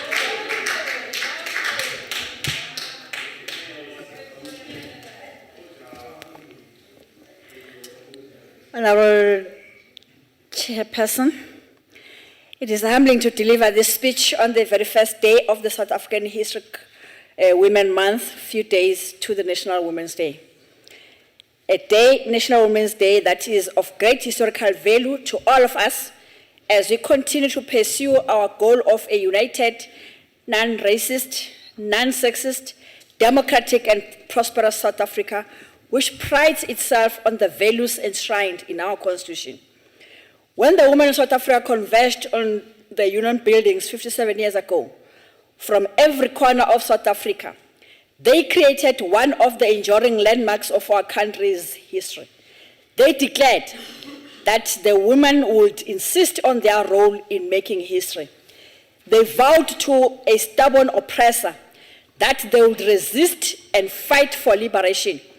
In the near future, at various venues, will be assembled to affirm the wisdom and farsightedness of those who declared, "Wathinta abafazi, wathinta imbokodo, basopa uzokufa." Ladies and gentlemen, we are in a season of milestones. We look back over these 57 years and accelerate the historic and courageous march of women to the Union buildings on August the 9th, 1956. The 58 years since the adoption of that epochal human rights document, the Freedom Charter in Kliptown, in June the 26th, 1955, and the 59 years since women adopted our Women's Charter on the 17th of April, 1954. Yet we can acknowledge at this point in time that in close of its second decade, democratic South Africa has marked out significant milestones towards improving the status of women.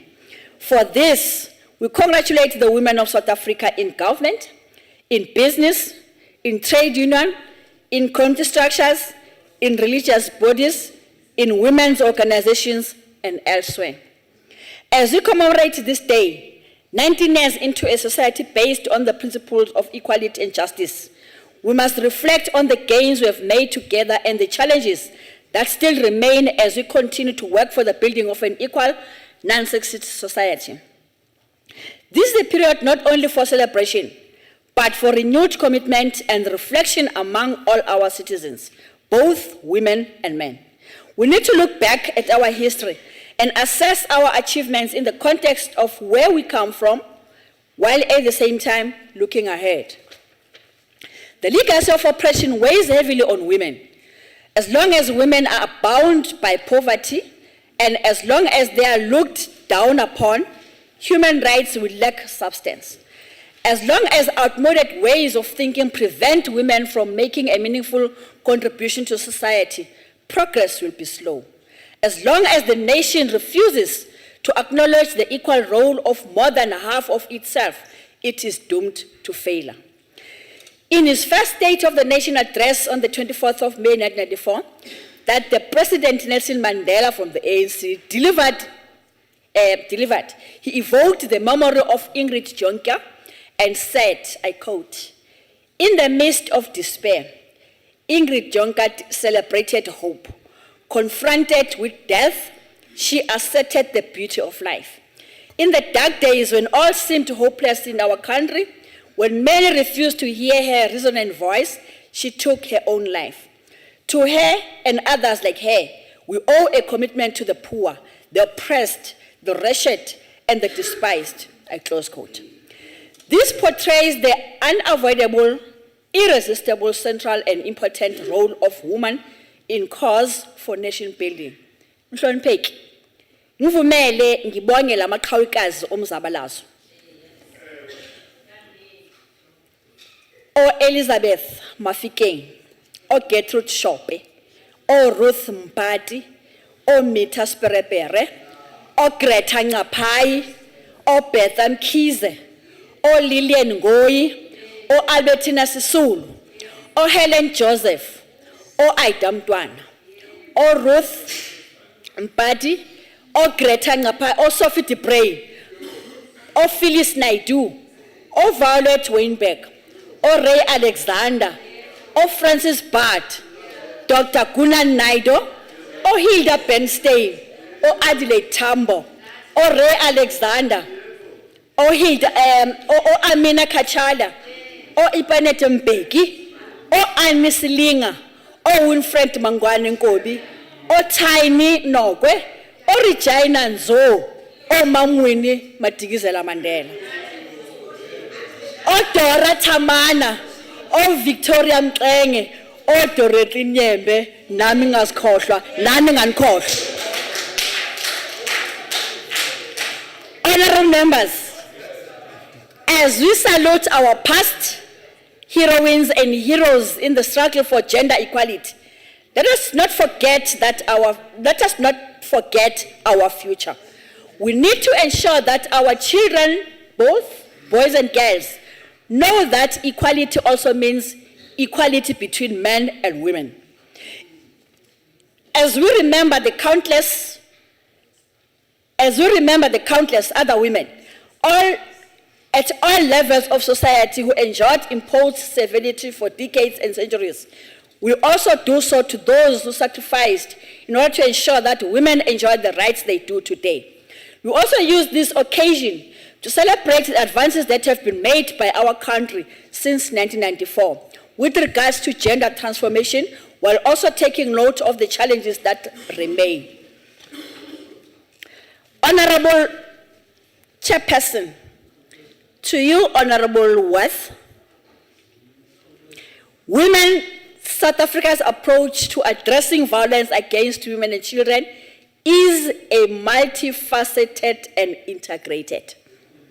Success indicators in this regard include, among others, increased national awareness and condemnation of violence against women by all of us. Government has put the legislative framework in place to deal with this scourge. In terms of the law reform process dealing with gender-based violence, decisive statutory interventions such as Domestic Violence Act and the Maintenance Act, as well as the introduction of minimum sentences for serious crimes in the criminal justice sector, have been since made. Campaigns made by different departments or ministries have been rolled out throughout South Africa. I urge all of us, members, to intensify the oversight role to ensure that the laws that we have put in place are implemented and they do protect women. Women access to political power. The last decade has been increased involvement of women at all levels of decision-making related to armed conflict. This has included women's participation in peace negotiations in war-torn parts of the African continent and in facilitating dialogue. We have experienced with a great deal of pride greater women's deployment to participate at an operational levels in the United Nations peacekeeping missions and African Union-sponsored peacekeeping missions. South Africa has established an intensive network of interrelated institutions that have been established to facilitate gender transformation, including gender mainstreaming at all levels of governance. These include, but not to mention a few, an independent commission on gender equality, the Office of the Status of Women, and etc. The importance is that we have already surpassed the initial target of 30% representation of women in decision-making structures and called for in the SADC Declaration on Gender and Development. We see this improving gender representation in government institutions not just as making up the numbers, but as a deliberate act of gender empowerment informed by the historical imperative of creating a truly representative, democratic, and equal society. As it is emphasized by President Thabo Mbeki in his statement during 2004 in appointing women into South African government, that I quote, "No government in South Africa could ever claim to represent the will of the people if it fails to address the central task of emancipating of women in all its elements, and that includes the government we are privileged to lead," close quote. Not only because of this, but also its democratic nature over the years, the government has worked hard to ensure that both the laws that are enacted as well as our expenditure patterns empower women and promote gender equity. Issues pertaining to and affecting the lives of women have to be integrated into the comprehensive intersectoral strategies that seek to defeat poverty and underdevelopment, hence mainstreaming the objective of gender equality. Part of ensuring gender equality priority is given to women in terms of services and economic opportunities provided by government. Women are now reaping the benefits of their selfless struggle and stand tall as equal partners to their other counterparts in a democracy that has entrenched their status. The ANC government is now working to ensure that this is increased to 50%, an issue accepted without controversy by the ANC conferences and national general councils, clearly an indication that this is an idea whose time had come. I therefore challenge. You've got 1 minute to finish. I therefore challenge other political parties, Honorable Worth in DA, Honorable Feldman from COPE, to ensure that women are adequately represented amongst the ranks of their public representatives. The same challenge also goes to the private sector. Whilst government has done much to meet these targets, the private sector needs to play its part as well. I thank you. Thank you, Honorable Ngube. I now call upon the Honorable Deputy Minister, Bokopane Zulu, to round off the debate.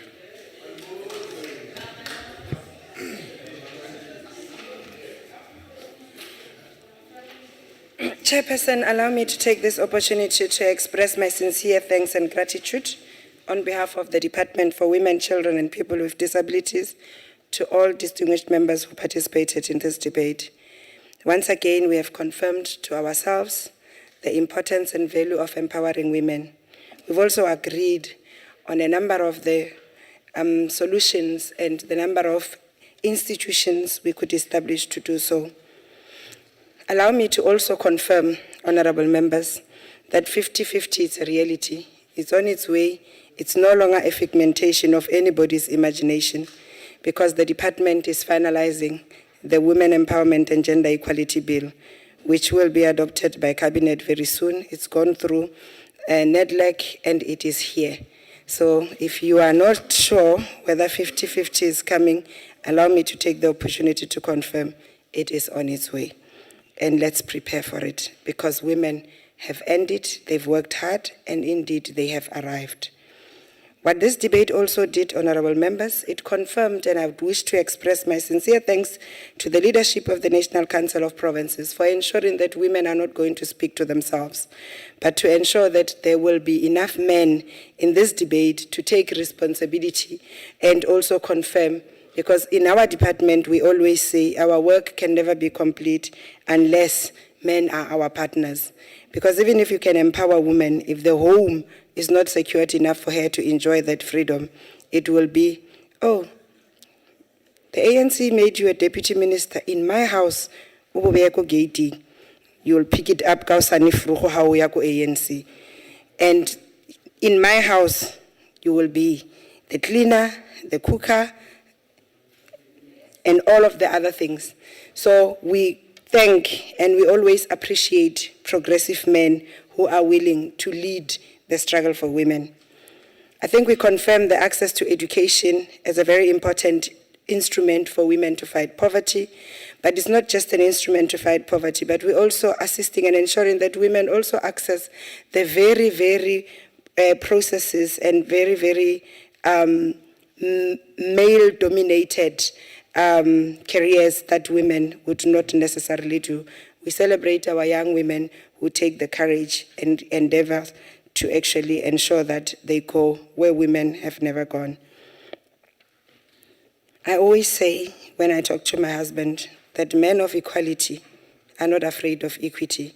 And I hope that as we look forward to celebrating Women's Month, which will be held in Bushbuckridge in Mpumalanga, but also the many other activities that will affirm and highlight the struggles, the celebrations, the importance, the value, and everything you want to call it, that women play in our lives, as mothers, as aunts, as sisters.